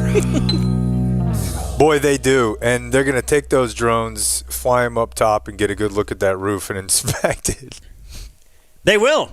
I never knew that until you told me last week. The whole lead up. I was last week years old when you told me that Qualis Roofing has drones. But, yes, apparently the insurance companies recommend you get your roof inspected twice a year. I think that's a little ridiculous. Let's at least make it once, though. But the drone makes sense now, though, because if you're going to be going up there, once, twice a year? Yeah. You're going to need a drone for that. QualisGC.com. They're great. They're great with listeners of our show. We've had, tons of people just come up to us and tell us how awesome the experience was with Qualis.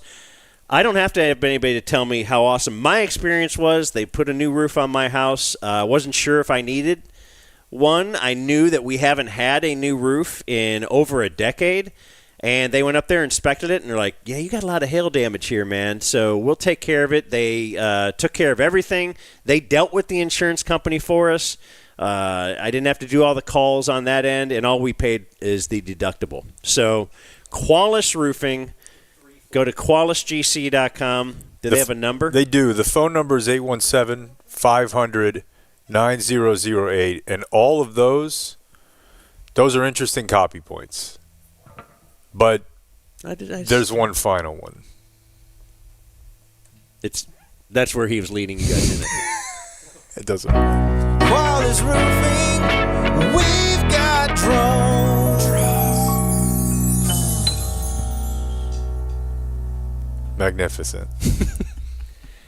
Why should people watch DZTV? It's on. It's on. It's on every night. It'll make you feel better about yourself.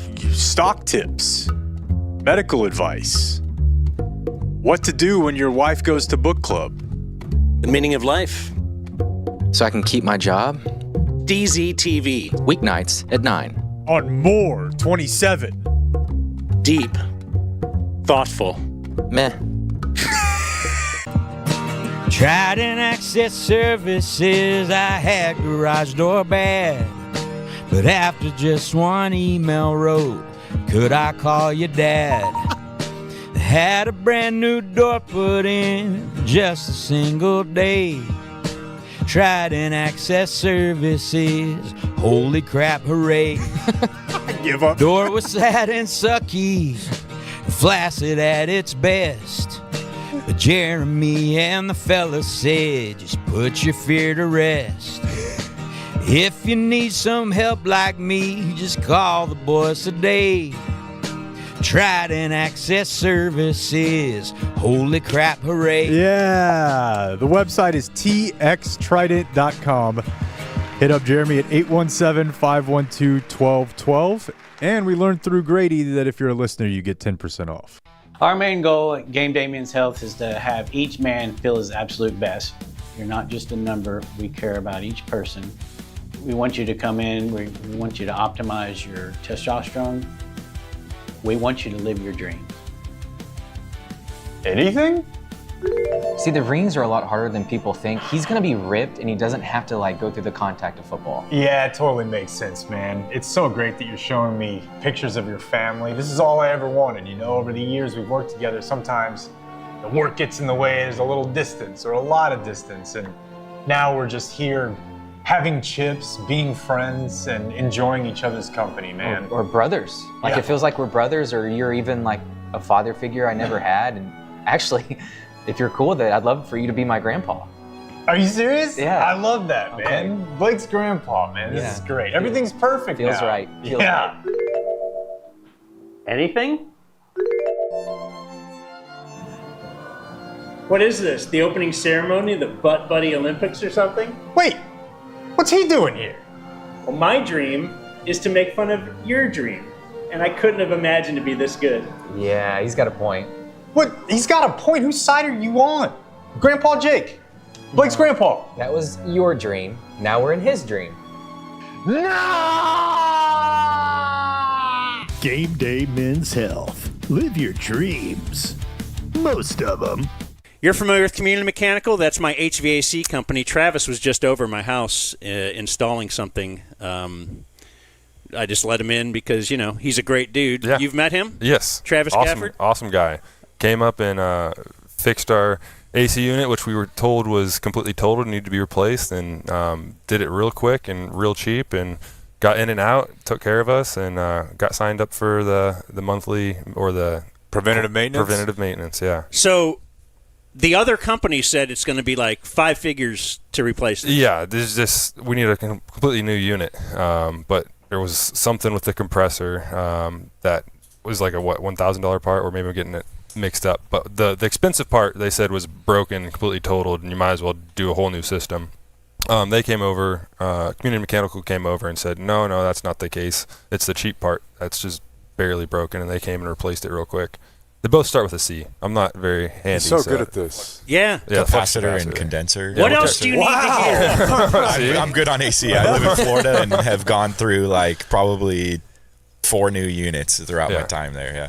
What's their phone number? Oh, 469-667-7290. You could even text them, and they'll get right back to you. Like they got back to Brandon Aubrey, who is a proud whatever of Community Mechanical. Probably customer is a customer, good, user, yeah. Customer. I couldn't get that word. Subscriber. The word customer begins with a C, all these other, I can't. Capacitor, condenser. There you go. Condensate. All these places want your birthday to give you free stuff on your birthday. Space them out. That's yeah. What are you gonna do? Eat 12 meals? The free meal? Even if they give you the whole month, that's a lot of pressure. My birthday, May 15th, to this place, June 15th. That place, July 15th. That place, August 15th. Because then I get one free thing a month. I mean, I'm just in the dojo learning, bro. Oh yeah, no, I'm just. I'm in awe. Yeah. Zone in the dumb zone, in the dumb zone, in the zone, in the dumb zone, in the dumb zone, in the zone, in the dumb zone, in the dumb zone, in the zone, in the dumb zone, in the dumb zone, in the zone, in the dumb zone, in the dumb zone, in the zone, in the dumb zone, in the dumb zone, in the zone, in the dumb zone, in the dumb zone, in the zone, in the dumb zone, in the dumb zone, in the zone, in the dumb zone, in the dumb zone, in the zone, in the dumb zone, in the dumb zone, in the zone, in the dumb zone, in the dumb zone, in the zone, in the dumb zone, in the dumb zone, in the zone, in the dumb zone, in the dumb zone, in the zone, in the dumb zone. Don't pump it, don't pump it, don't pump it, don't pump it, don't pump it, don't pump it, don't pump it, don't pump it, don't pump it, don't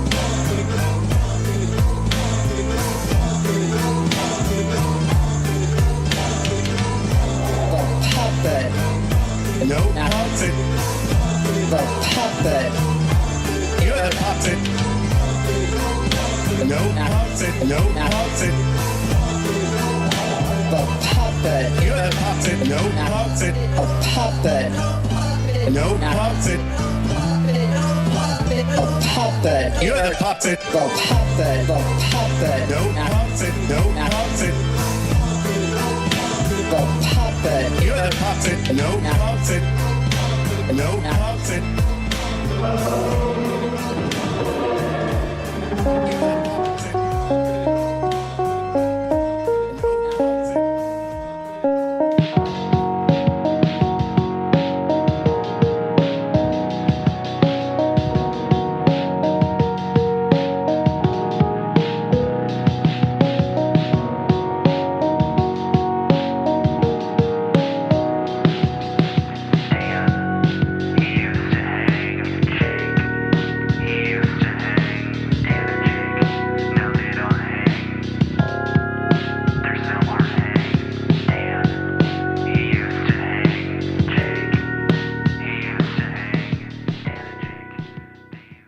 The dumb zone. Hey, do you have a second? I'm sorry? Do you have a second just to talk? Yeah, what are you calling?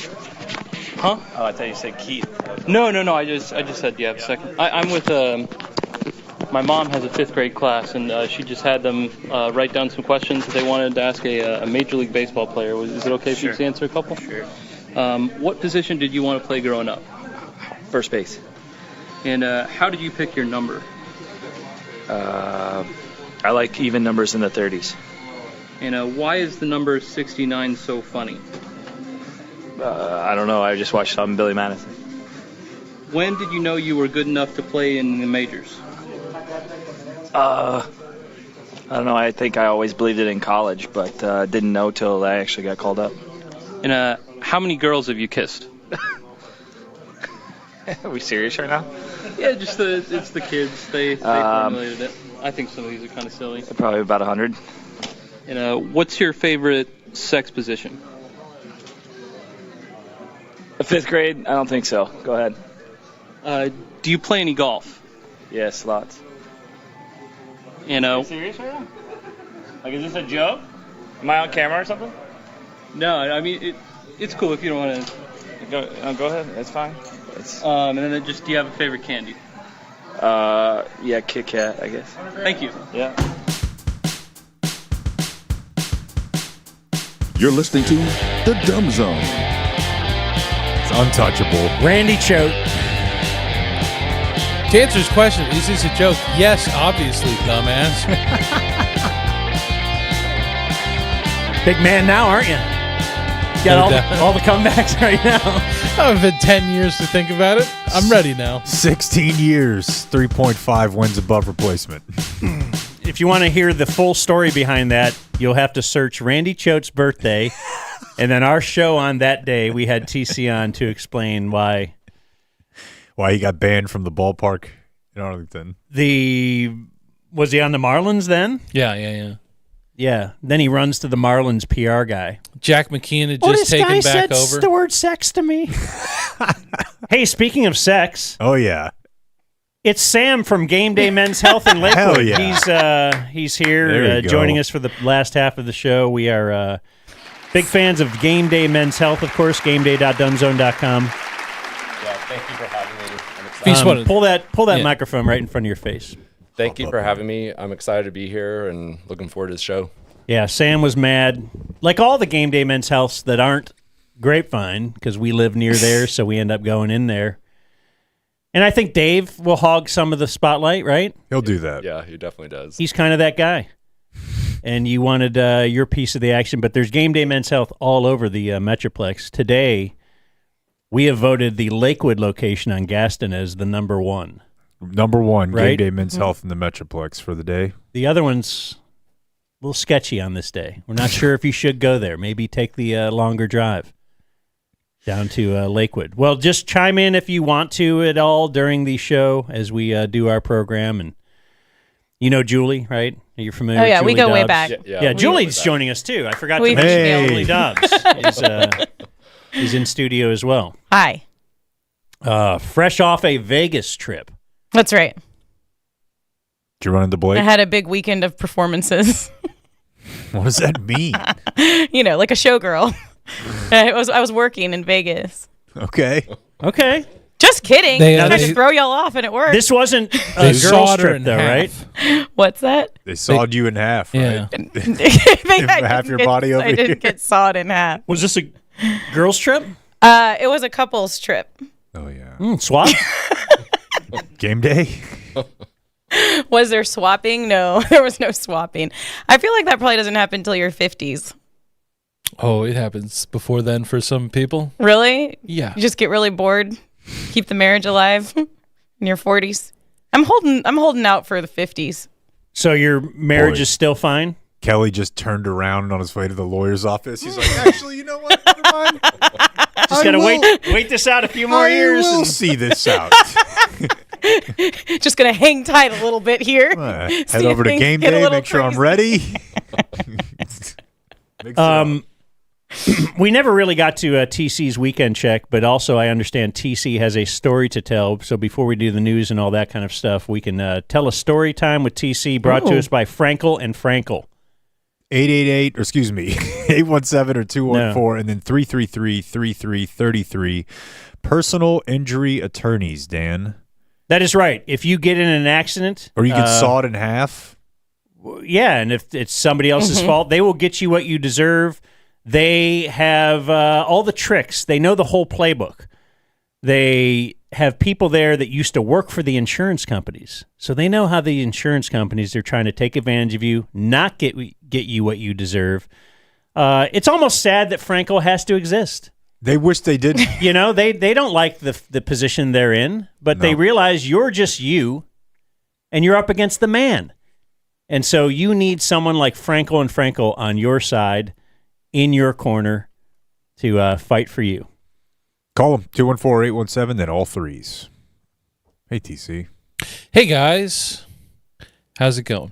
I don't think this will take up too tremendously long amount of time, but yeah, I got to direct a music video. It was a lifelong goal. I've told Jake the story before. One of the previous jobs I had, they had, it was in a magazine that was kind of flagging an interest. They said, I've got a big idea. It was like a motivational talk kind of magazine.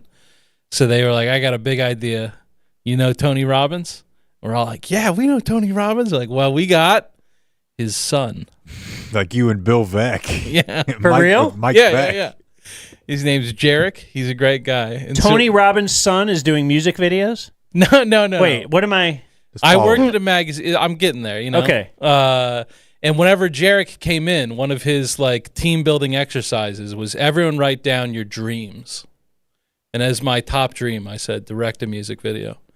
And now I've done it. Okay. That's the story. But you really did meet Tony Robbins' son. I thought that was It was the more of story. a Zoom call. Oh, okay. That doesn't sound as motivational as Bill Veck's son laying on the ground in front of me. But for a while, I was doing Zoom calls with Jarek every couple weeks, Really? Yeah. Okay. Did you get dressed up? No. No. I tried to make sure the background looked all right. Yeah. But yeah, I guess I. Are you trying to throw a shot at TC for just the way he, in general, does not get dressed up? Well, not really. It was more just like I always think about my Zoom call and like who I'm talking to, and can I be Julie at home, or do I need to be like professional Julie? Yeah. It's something I think through before Zoom calls. I was just wondering if you did that same thing. Yeah. It was a work from home company, and he lives in Puerto Rico, so he was on island time. Nice. So I did not feel. And a this lot of guy is pressure. just making money by spewing his dad's stuff. Yeah. On Zoom. He doesn't even have to go places, just on Zoom. There was- living the life on the beach. Yeah, I mean, it was the whole company was on Zoom, so all of us were doing that. But I mean, Tony Robbins' son. Yeah. He's sitting here scamming every. And there was funny things where like he'd be like, yeah, I'm my own man. It's like, all right, well, you didn't go into a totally different field, right? So, if you're like Jarek, a CEO of American Airlines, then you can say I'm my own man. Whatever. He's his own man. He's doing great. Shouts out to him. But the story is not about Tony Robbins' son. No, although I'm just happy wanted to to- answer any questions. Okay. Just in case anybody has any more today. But he asked me, what are my big dreams in life? And I said, well, I'd really like to direct a music video. And now I have done it. Just you guys know Skin. He's got a music label. I believe it started to publish the Bastards of Soul, Danny's band, and expanded from there. Once the there's nothing funny about Just it. an oddly timed laugh. Once the publishing Bastards of Soul opportunities dried up, just kind of had to move on. Yeah. And so one of the guys that he got hooked up with is a dude named Paul Shalda, who's awesome. The album is out now. It's called Lately, and the song Lately is the one that we did the music video for. And I'm really proud of it. I'm really happy with how it all came together. It was, in the end, certainly far short of all me. I would say that Mike Marshall, who you have on weekly, is probably the main driving force behind it. He was really awesome to watch work. And Drew Castillo, who he knew from the Mavericks, and Drew's directed some other stuff. We were all three of us, working together to get this thing done, and just could not be more happy with how it turned out. I think that whenever you do watch it, you'll be excited to see some of the star turns from our friends that Can are we in see there. it now? That's a Clayton question. I'm fine with it. We were kind of unsure, to be honest. Because it is copyrighted music. And video. Yeah. So even if we just play the video with no music behind it? I think if you do that, it's probably fine, right? These are questions for off the air? Well, we all kind of off the air. We're like, I don't really know. Yeah. Like, they never really. We had the discussion off the air that did not. I mean, I've heard include with anything. Danny Bayless get flagged for music that he wrote. Like, it's his own song, and Spotify will be like, you can't put that in there. Oh. He's like, I have the copyright, but they Yeah. don't know that. But it looks awesome. Yeah, we filmed it down at the Texas Theater. Skin knows one of the guys that operates down there, and they were super gracious with letting us use that. And yeah, I don't know. It was a lot of fun. It was I of the things I've done in my life, it's way better than having a kid. Far surpasses. I mean, I know thousands of people with children, and now Yeah. just one or two who have directed a music video. Yeah, so I hope I get to do that a bunch more times, and if anyone listening has any needs, I think that you'd be shocked at how reasonable my rates are. So what does it entail? I mean, do they have a vision like, hey, I want this, or do you come up with the idea? I think my approach to it is that I should be doing everything, and then if they want to do something, I'm not standing in their way. But my idea of the director is that this is your ship to drive. Yeah, but you're not the writer. Yeah. Well, I mean, on music The music videos, videos- it's not like a big crew. It's usually just someone walks in with a vision. But in this case, it was all pretty collaborative. The basic thing that's going on is the song's about starting from a place of isolation and then finding a new community. The guy's, Paul's from New York. He moved to Dallas. he was very lonely at first, and now he's very excited about all the people that he's met. And so the song kind of traces that. And so to illustrate that on film, we're having people singing the song at him, but he is not singing, so that they're kind of in a monolithic group, but he is isolated from them.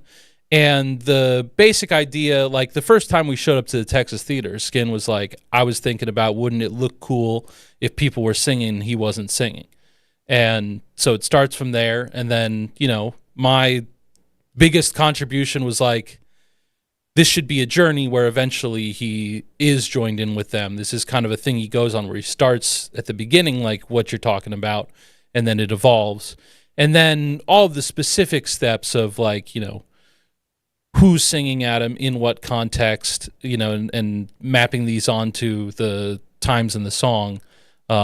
Machine did the bulk of that work, and, like talking about the shots and how things are going to look. Because, I'm sure every music video is differently. We did a tremendous amount of pre-planning, and, we walked in with down to the second, here's how every single thing's going to look and what we need from all these people and things of that nature. Like a storyboard? Yeah. Do you get paid a one-time fee or every time like it plays, or? No, definitely just one-time fee. I don't know that Eastwood Music Group is getting a tremendous amount of money from the video or anything like that. Eastwood, I think we know them. Eastland, different. Oh. Eastwood is their record label. Eastland is a band, Oh, all right. My bad. Skylark Soul Company it's never really clear to me. But Skylark, you filmed it all in one location. You didn't drive around here to there.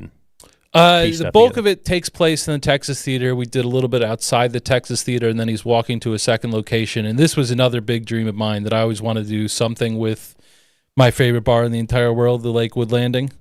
And so I just called the Lakewood Landing when they were open. They said, call back when the manager's here. I did. And I asked him, can I come and film something there? And he said, sure. And they opened up early. And is the Lakewood Landing anywhere near Game Day Men's Health in Lakewood? It's very near. Very close. It's very close. Are you familiar with this? I am. I'm a frequent customer as well. Great bar. Yeah. Hot dogs back in the day, no? They still do hot dogs? What makes this your favorite bar in your life? It's just classic dive bar. It's got a great feel to it. Okay. I think that if you ever walked in, you'd say this has a little bit of a Cleveland kind of so it's people not drinking Dave in and Buster's Cleveland. we're walking into. It's not Dave and Buster's. No, It's more like the bar we were at Notre Dame when we went? Yes. Okay. Yeah, that's the kind of thing I like. Okay. And Gritty. Yeah. Down and dirty. Couches sort of like yours, except maybe even older. Yeah, I'm sorry about the couch, Sam. Is that the worst thing you've ever sat on? Or No, this is great. Okay. Okay, yeah. Now he's being nice now. What a guy. For sure. I think my side sinks down more than his side, though. I gave him the good side. Okay. Yeah, he's our guest. My butt kind of fits right into the Yeah. position, so it's Meanwhile, I'm like, mine hits the floor. Yeah, it's we got that in the garbage heap here at For real. the Fox 4 building. Yeah, they're moving buildings, so they have a bunch of old, furniture and stuff, like literally in the basement. And we found that in the basement, and we're like, okay. Yeah, we've repurposed a lot of stuff in here. We're the they don't give us new stuff here. Anyway, well, what's it called? Lately. Yeah, Lately. Paul Shalda. Whole album's awesome. Okay, so really good music. You can I'm a certainly fan. watch this at home and not get flagged by YouTube, right? They won't charge you or anything. Definitely. Do you want to try? I think they would like. I mean, If you want to play some of the video with no audio, I'd. We'll definitely put it in the show notes. Okay, that's great. Okay. Cool. For those who can't Google, for those who can't type the word that I just said. Mm-hmm. Yeah, if that's a gotta little make too it far. easy. Okay. We're gonna do the news. It's gonna be brought to us by Julie. Julie just texted us and said, "You guys need some early bird CBD." Ah, yes. Whoa. I did. No one replied. A little early in the day for me, but you just mean in general to have. Yeah. Early bird CBD. That is not your grandpa's CBD, Sam. No. This CBD has THC in it. Just a smidge. And, it's a small amount, very legal now. It is legal now. Will it always be legal? Well, I don't know. Why don't you go stock up just in case? Stock up and get 20% off with the promo code DUMBZONE20. Doesn't matter if you've used a promo code previously with us. DUMBZONE20 will get you 20% off that order. It's a Texas company. They got great customer service. And here's the thing. Their gummies have THC in them. So if you have to take a drug test for work or your nagging wife, I don't know.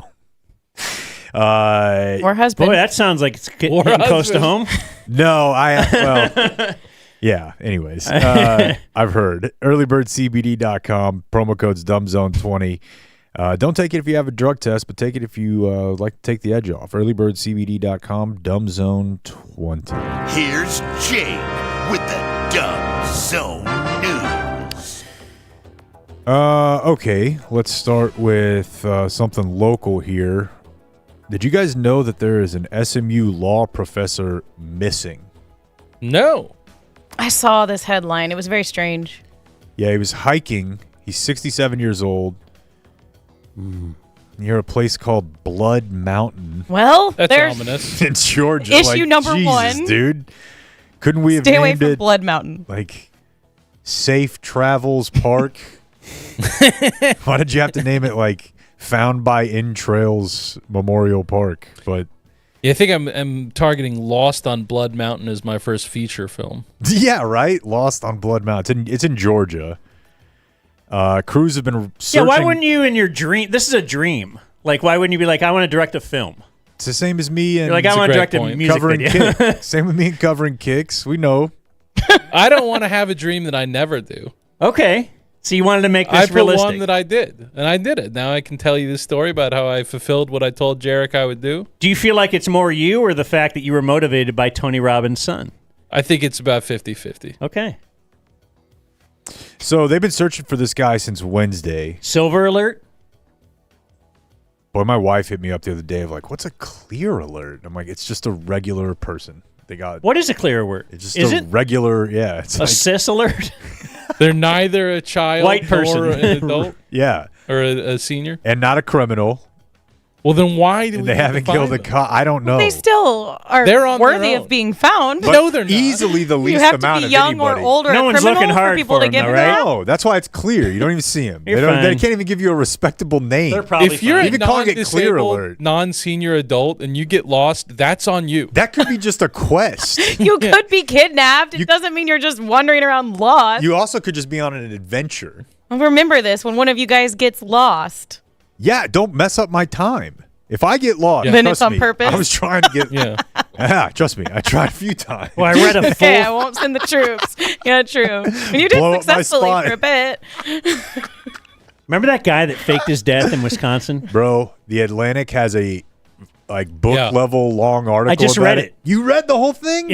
I started it for like a million it's like, pages damn, long. I know, but yeah, it's the guy. It's very intricate and very detailed on exactly what he did, and Okay. like his wife wants to take him back. No, They're shut in love. up. Yes. That's real love. Have you guys heard about this story? I don't think so. Guy in Wisconsin, 2 daughters, I think, 2 little kids. 2 kids and a wife, faked his own death in like a local lake that was very deep. Yeah, kayaking. Okay, I sort of remember this. But yeah, planned it well ahead of time, had money sent to Swiss bank accounts, all this kind of stuff. And like I think went to church that morning with his family, something like that. But got burner phones, got different clothes, and drove out to this lake, told his wife, like had started doing some night fishing over the few months before then, so Laid kind the of groundwork. Yeah.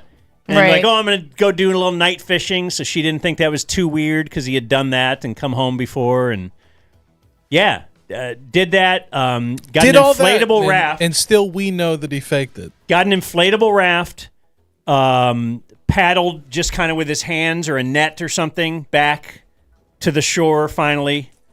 And crawled out and then, had a electric bike stored somewhere in the woods. Damn, this guy went harder than Luigi. No, he's incredible. But not incredible enough. Well, I guess it was because they wanted the best to find this guy by dragging the bottom, and they got the best. And this guy, after a while, like many, many weeks of looking, was like, I feel like I would have found him, and he was really good at figuring out if somebody was in a lake. Although He's there not was, down there. Yeah, and so they kind of just said, well, let's just kind of look around. Let's look into this. And there was a missive from the Canadian border. Like they were like, let's just put it out to it's not Interpol, but whatever it is that all the police agencies, like, has anyone searched this guy's name recently? And yeah, they had searched his name at the Canadian border. They thought that was weird. And then they started following and went into the metadata in his laptop. And I guess there was a couple, because he had gotten a new laptop and erased it, but he didn't erase everything. And so, yeah, and then they ended up tracking him down, like in Prague or something insane. Jeez. Where he had a side of course piece. he was. Or he had someone he had met online. All because In the Eastern lake Europe. dredging guy was like, there's no way I'd miss it. And then they ended up getting a hold of him He was and confident. talking him into because at coming first they got back. a hold of him, and he was like, I'm not coming back. They were like, well, this is illegal. And he's like, well, do something about it. Yeah. He's like, I live over here now. And we thought it was so funny because these small town sheriffs were giving these press conferences, and it was around like late October. And he's like, wouldn't this be a great ending to this story if this guy could come back and have Thanksgiving dinner with his family? And I'm like, this guy's not having Thanksgiving Day anywhere ever again. Dude, And I now should Dan's have like, she's having him back. I should have printed off because he got very little like legal jail time. Okay, damn. He had to spend the 'Cause only he was time trying to do insurance fraud too. Good, The only- because he's a good guy. Right. The only time he had to spend in jail was like however many days they spent looking. It was like 60 days. What sort of D-Hall ass justice system is that? And so they sentenced him to 60 7 days in days. jail and a bunch of money, like a big fine. But yeah, and now he's out. Just goes to soccer games on He's Saturday. living his He's like, life. How's he, Which, have you been? which What have you lady been? is he And spending when- the rest of his life When Oh, no, he's interviewing, back here. When Okay, back interviewing with his wife? Yeah. she's like, Left she the other doesn't lady in rule out Prague? taking him back. She's like, I got married for life and good and the bad. And I'm like, Jesus. Wow. Like that to me. And that's probably the worst thing for him to hear. He's like, I wanted to leave you. And now you're like, you'll take me back? God, yeah, there's no doubt that as he's going back, he's like, at least she's going to divorce me. I won't have to deal with any of this anymore. The Prague lady's got to be heartbroken. Yeah, but she might have just kind of been trying to hit a lick. Eastern Europe, she might have just. Yeah, this been wasn't all. She didn't really sign up for this She was for looking life. for rupees or whatever. Why is it You so never hard know. for men to be like, hey, honey, I'm a little unhappy, and here's why. Because like, you don't have to take go it- fake your own kayak death. And What move does that to tell you? I would Prague rather fake rather it. than What does that have tell a you? rather fake dang it. conversation. Oh, you're going to with do a your little wife. victim blaming? You might want to Yes. ask the question: what would beget a circumstance where a guy would rather fake his own death and deal with international criminality? Yeah, it's her. than She's talk probably to just a woman. trying to take care of the to-do list, and she's nagging him because she needs stuff done. She just won't let it go. She won't. She's carrying the mental load of the And family. you try to let him go, and then they come back at you sometimes. He wasn't That's when you carrying his gotta- weight. You've got to maybe give him a nice. I defend open her. palm. Yeah, no way. I respect, dude. I just know my no, audience she here. was doing a I ton won't of I just work. I now Just spend ask her. a lot of time on the weekend with adults I don't know that well at kids' birthday parties. Well, my daughter had 3 this weekend in 2 days. It was a Goodness morning, gracious. afternoon, next day. And you're still at the age where And I parents took her to have to one. hover. Yeah, kinda. It gets better. You can drop off after a couple years. I don't engage in as much small talk as the others. And it's college football Saturday. OU Bama was on. I'm like watching on my phone, but I'm around a lot of adults that I sort of have to pretend like I know. Believe me, if one of them showed up with his 2 daughters and he had recently been in Czechoslovakia or the Czech Republic because he tried to fake his own death at the local pond, it's all anybody would be talking about. Yeah. You think he shows up at the soccer game and it's like, oh, good, Millie's here today. No. Yeah. My wife gossips about got a lot so to much talk less about. than that. So much less, Yeah, dude. Yeah. You throw one of these or the South Lake sex dungeon lady in the mix, and Yeah.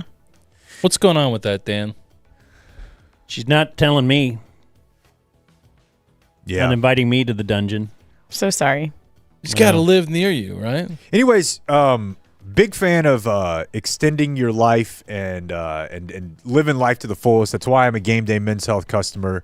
But 67 years old is too old to be on the Blood Mountain Trail by yourself. Give it up. Where's Blood Mountain? It's somewhere in Georgia. But my dad is 68, and he's in great shape. And I don't think he should be hiking by himself. Yeah. Like, out of town or really at all.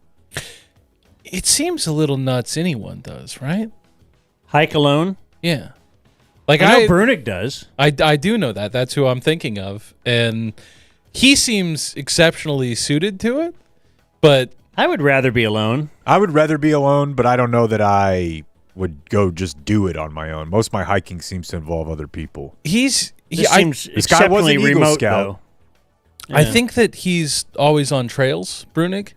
But I had a very brief, there's a couple hours once in my life where I was off trail hiking alone. And I knew that if I turned an ankle, I'm dead. Yeah. And that's scary. I guess if you're on the trail, someone's going to find you. Not but me, I dude. think I'd start a fire with 2 sticks. Right. Start That's eating. That's eating where your- I'd really start to live. Start eating your own arm. just right immediately Like be able way to get pre- that fire going. Immediately. Yeah. We're Have a torch. 15 years Set a couple into of this. traps for Yeah. for wildlife. Had a funny political story over the weekend as a congressperson in California was caught on a plane. This is Brad Sherman. He's 71 years old. The photo's in there, I think, Clayton. But did you see this online? I don't know. He's a guy who's on an iPad on a plane, and he's looking at porno. Oh, right there in commercial. You can Oh, see I him. might have seen a headline that said he claimed it was like a. He says it's Twitter. He said he clicked the For You page on Twitter, and that's what was showing up. Now, the group chat really zeroed in on the brightness of this iPad. Like, he's got that thing. Maybe that's just an older person thing. Yeah. But he's got that all the way up.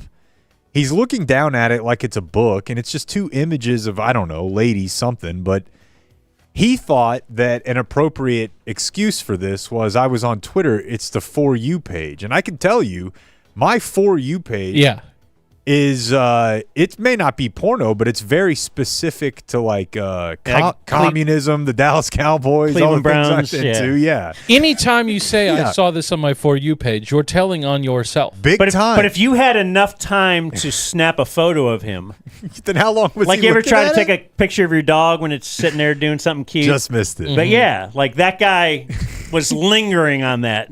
Just the angle of that photo, the real balls on the other person taking it. Like, Yeah, just right there. yeah, the phone's like held up. You're gonna know. He's gonna see. That's literally a photo you can only take if you know that he's spellbound and just he's just so locked. He does look in like on he's the mouth screen. breathing. So who took the photo? Like someone next to him or something? Yeah, just right? just another passenger. Yeah. And those things really show up on a plane, like, because there was someone sitting in front of me and I had zero interest in her life or her, but I found myself reading her texts. Oh, yeah. Oh, like, because it was just right in front of me and I was bored. I was like, ooh, what's she up to today? Okay. yeah, that's a little bitchy. Yeah. Why'd you ask it like that? You know what I mean? Like, I'll read Yeah. their text and be like, come Yeah. on. You didn't need to out all caps that word. Right. I'll do the same thing. We do it at games. Oh, you're like, ooh, And what's that's why this person talking about? We've talked about, like, you got to get a screen protector. Or not a Yeah. screen protector, but a screen reflector, whatever. I want him to know. It's a little on thrill. The texting back and forth of, I don't know. It just, you see the ones that make it to social media when they're sexual, but I'll just read the lady in front of me's basic plans for her work trip. Like, I'll be at the hotel at 5. I'm like, wow, I feel great that I have that information and she doesn't know how. Right. She has no idea I'm reading her text right now. The one that I enjoyed most is I was at a White Sox game and was sitting behind the troll commenter. Like, he was just going around. It was like a story about the Phillies, and like he's like, that hitter's a bum. Yeah. Like, you always wonder, like, who are these guys that are like saying Ryan Howard sucks under this post? And Right. It's him. There he was. A man from Grapevine is confirmed pass away out in East Texas over the weekend in a hunting accident. Uh-oh. Actually, this is west. Never mind. Marion County, if Blake were here. But it's about 2 hours outside of the Metroplex. 45-year-old guy from Grapevine was removing a firearm from a vehicle when it accidentally discharged and hit him. Were there any vice presidents around? No, man, but I was actually listening to the aforementioned Brunigs talking about Dick Cheney after his passing.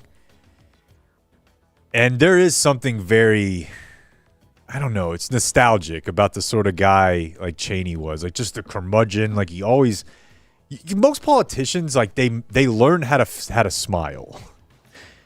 And they learn how to look fake. But Cheney always just looked pissed off. And like, you remember him as the vice president, but he was actually like a real guy who had to go out and run for office at one point. Like with that affect. Yeah.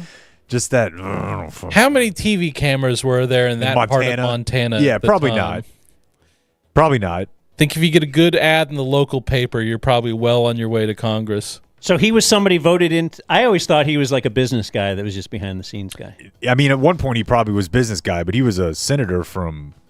I think it was Wyoming. just Or Congress. Congress, okay. But yeah, he parlayed that into VP at Halliburton, and whenever he was vice president of America, people were pretty focused on the Halliburton thing. Why? Well, because he was awarding them all kinds of giant contracts. That doesn't seem right. They wouldn't do that. It would be brutal to be, because if you're a hunter, you know you probably are a tough guy, but you definitely act, look, Clayton's over there. He's a tough guy. Dying, taking your gun out of your car is not how you want it to go. Like, you want to be, he got mauled by a bear, the shot didn't kill it, or, that'll work. Some sort of Looney Tunes type thing where it, like, ricocheted off 7. Very undisciplined move. Not good. No. Not good. That's why I'm a gatherer. You Not just a hunter. don't want it pointed at you.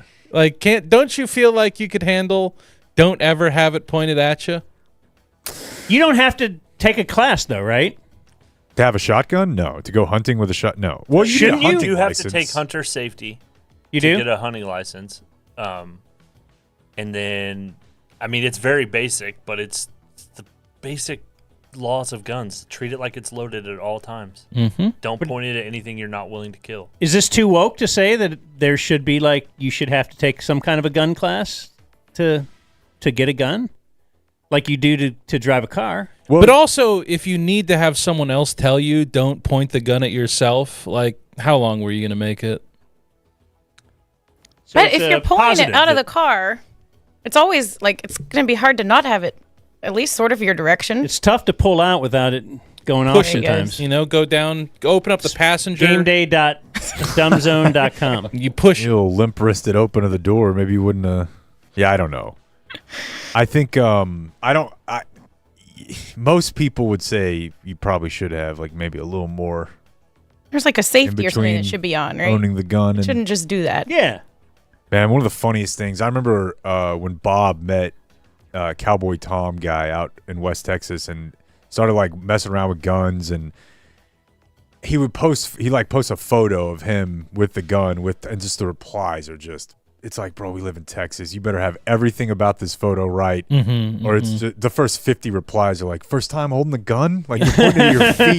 Like, people were posting pictures of like Yosemite Sam shooting his feet and stuff. I'm like, this is why you don't do it. Even if you're doing it perfect, they're It's good still engagement. going to be working very hard to let you know they know more about it than you do. Yeah. Gotta watch out for gun guy. 5 people arrested. What? I like my gun guys like this. Like Clayton? Yeah, he doesn't walk around wearing cane. He doesn't have a Punisher tattoo. He's just guy likes meat. Yeah, but it's a you just don't know what he's into. Oh. That's you true. know? Yeah. Look, so far you don't know how many guns he has. So far I know coins. You don't know how many reptiles, acres he has. guns, and steak nuggets. And that's a man to me. Steak nuggets. And he's also the guy, if there is like the apocalypse or something, like aren't we calling him? Yeah, for like, sure. Like, bro, where are you going? Yeah. Will you please take Give me us? the coordinates. That's why you got to be nice to Clayton. And in a world of everything is going on out there a lot more than we think it is, 5 suspects arrested in Dallas after $1 million of stolen goods were found at an auto shop on University. Like University Drive in Dallas by SMU? Actual cash? No, goods. Oh, good. Sorry. Oh, You wait. probably said that. It says DPD, but it says University Hills. That's got to be something else. Yeah, that's south of town. That Okay. makes a lot more sense. With all due respect to everyone, a lot more sense. Yeah, as a truck driver, and they pull a truck over, and then they are able to figure out where are you headed? Where are these going? And they figure it out, and there's $1 million worth of goods there. My point is just that there's like auto shops around. What are you laughing at? Just when you say where you headed and you have that mustache, you do feel like it was very appropriate. Yeah, it just does feel like I've seen you really fit the mold now. Yeah. Yeah. In an awful hurry, aren't you? Are these your kids in this photo? You got kids or what?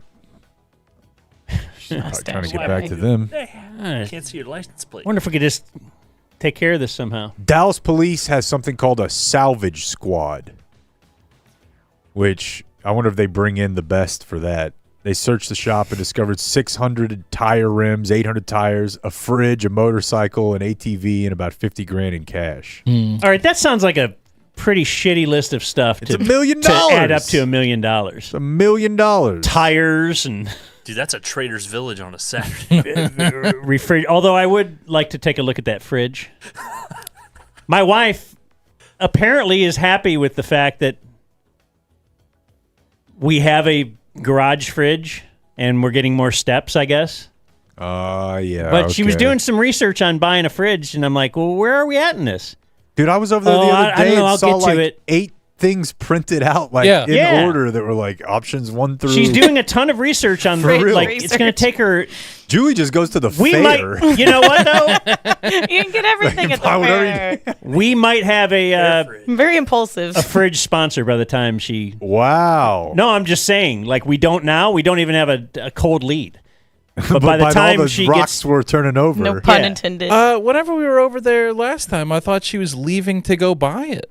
she Dude, was that's- leaving to go. That's look, a preseason game. right. That's not showtime. She hung out in the Best Buy and didn't place an order? Dude, I grew up with my stepmom is like this.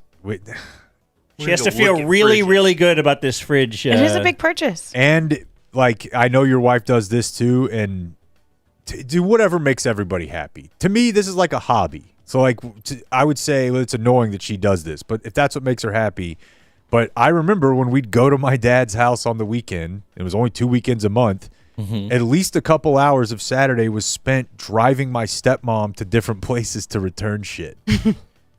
That's how you want to spend. We're just 2 headed to weekends a JCPenney. month. Then we're headed over to DSW Shoe Warehouse, which is already a discount store. yeah. And it'd be like, all right, well, we just kind of chill for a couple hours, walk around. It's just like, well, why didn't you just buy the right shit the first time? Like, how does this keep happening to you? Do you think you could buy a fridge on Amazon? Yes. Oh, 100%, dude. You could have a fridge at your house by the time you get home. Dude, you want to talk about That would throw her way off, Dan. Don't do it. dystopian. Let her do her research. My wife is now buying like basic clothing from Amazon. Oh, yeah. Like not just for the kids, for her. Same. She's like, oh, this is pull-ups. This is pretty nice. And That's not bad because you can return it real quickly. It's so easy. I know, but there's something too. She's like, oh, this is actually just fine. And then a box shows up at my house, and my kids, dude, again, gummy thought, but if you wanted to look at this as dystopian, they see the box come up and they're like, Amazon.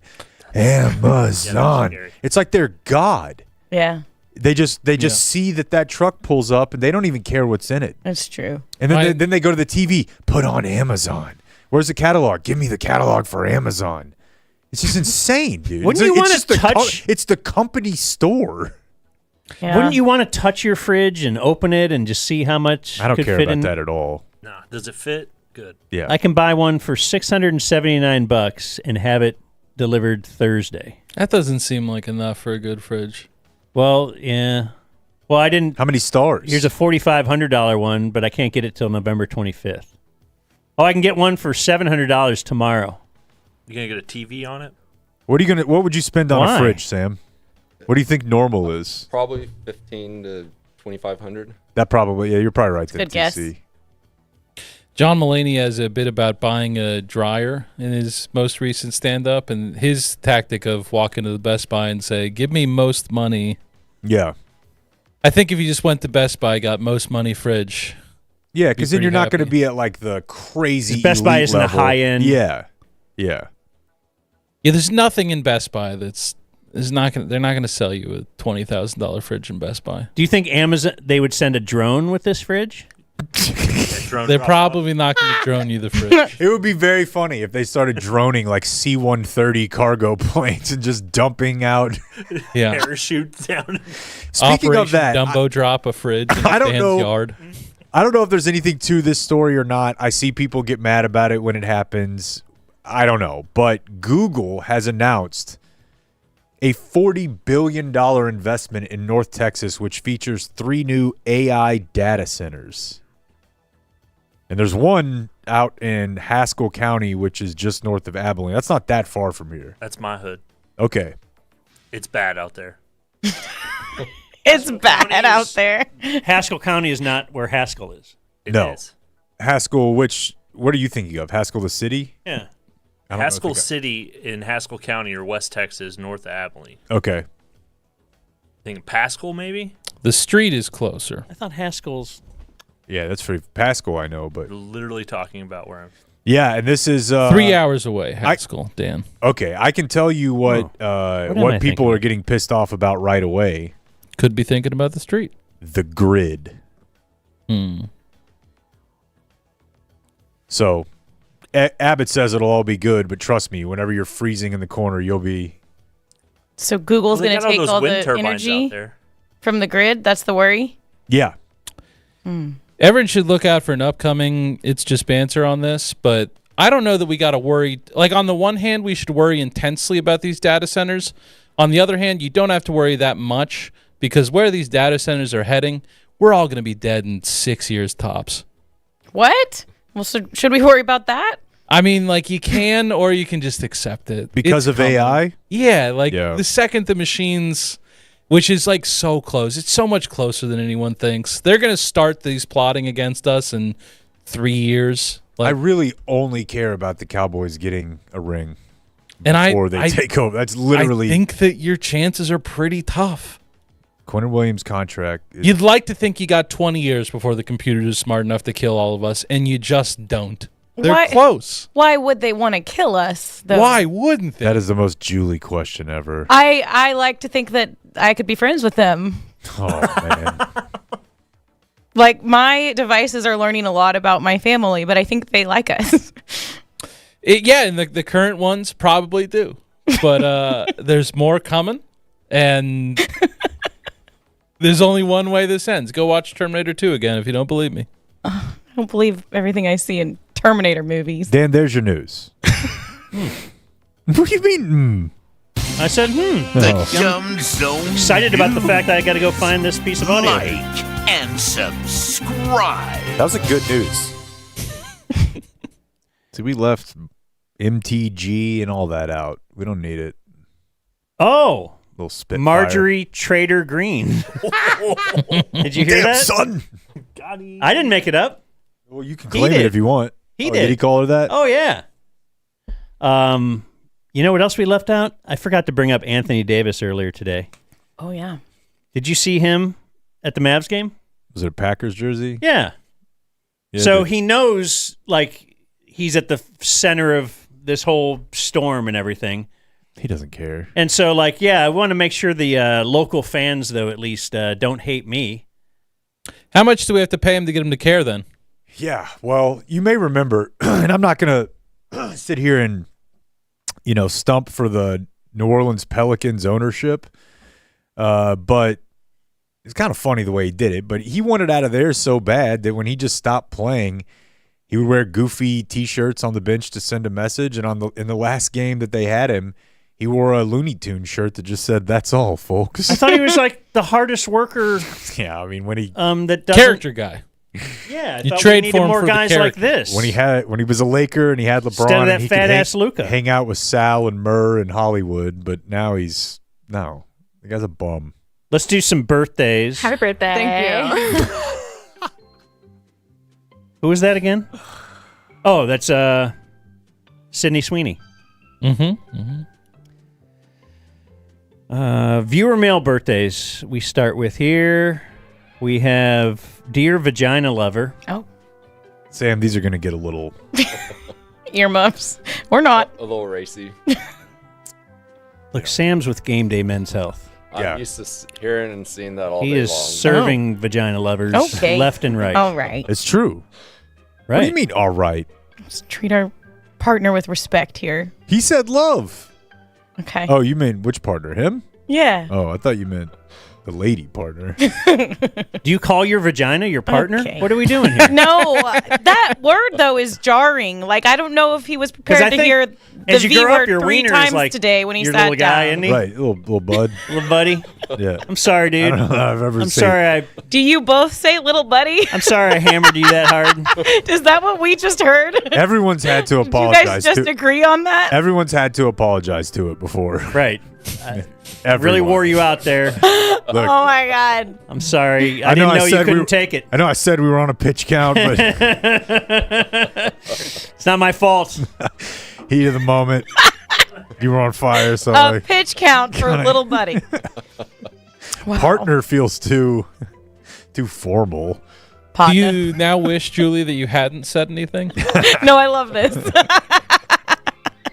Anyway, viewer mail birthdays. I'd like a birthday shout out for my father-in-law, Lee. He turned 67 Monday the 17th. Stay off them trails, Lee. He's a huge Longhorns homer and a terrible golfer.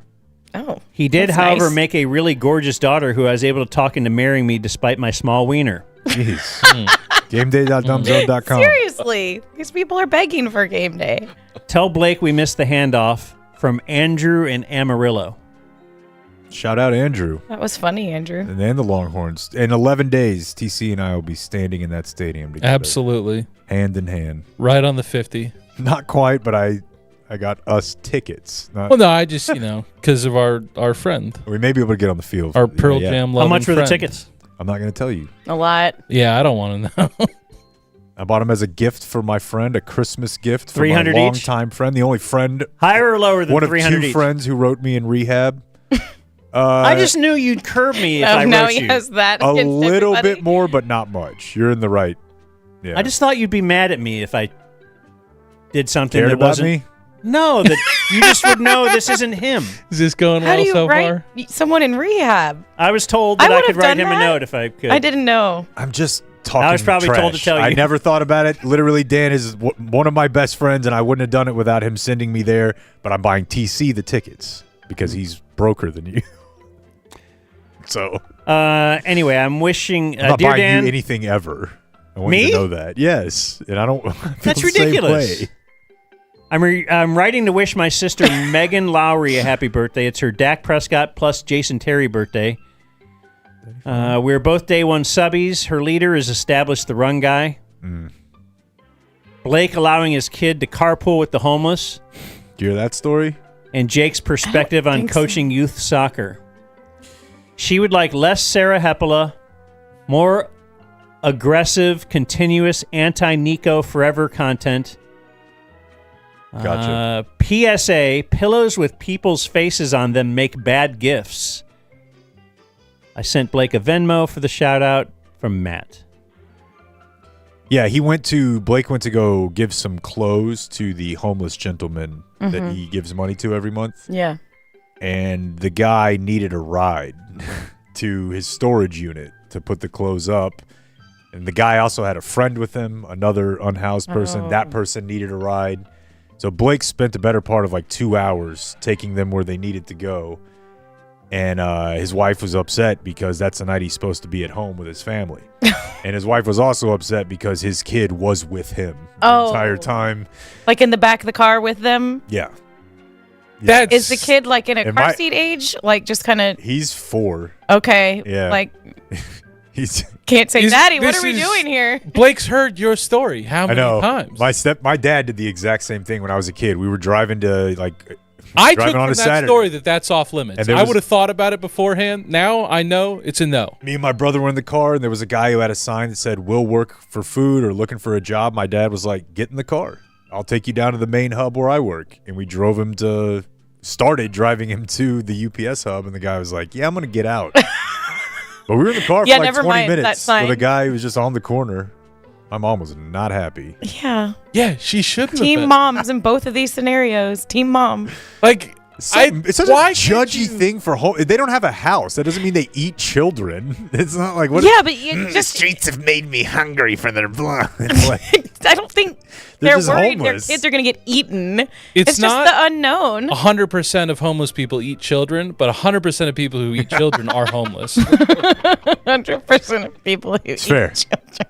It's fair.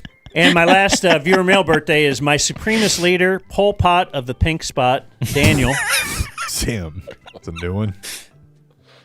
Today is my Michael Jordan plus Michael Vick birthday, or as the Real Housewives of Grapevine would say, Dirty 30. My leaders are Dan, for obvious reasons, Blake's wife and his ripped nipple, Jake being confidently incorrect, like calling a genocide a holy war, and the lambskin condom nestled in the inner breast pocket of his leather jacket. Jake's leather jacket, that is. Not gay enough to look up my real sub number. Let's see. Here's to Jake. If being really into weed guy is gay, then I'm Noviello cranking it to the thought of what Rod Stewart's actions were to get his stomach pumped. Yeah. Sorry we can't all be booze hounds like you. Wow. Let's see. I wish I was hoity-toity enough for a sit-in, but alas, I'm blue-collar, so I write this email. Something SG, smoking a cigarette with Jake. I'd rather smoke a doobie with Dan. God, that's a long email, bud. It is a lot here. From Jordan. You want his PS? There's more. Free Palestine. F the Mavs and their own new owners. And to the dude during the election stream who only showed his Trump shirt after the election was over, you're a bitch and so is your president. My words, not Dan's. Jeez, dude. This guy's got a lot going on. Didn't have to. But happy birthday. Yeah, I guess, to Jordan. Pothead Jordan. I think I'm getting that from him. God, man. He likes the weed, bro. I hope Trump takes it from you. Whoa. I don't know. What are we doing? We're now doing this. Game Day Men's Health presents On This Day in History. So now we have a little Today in History.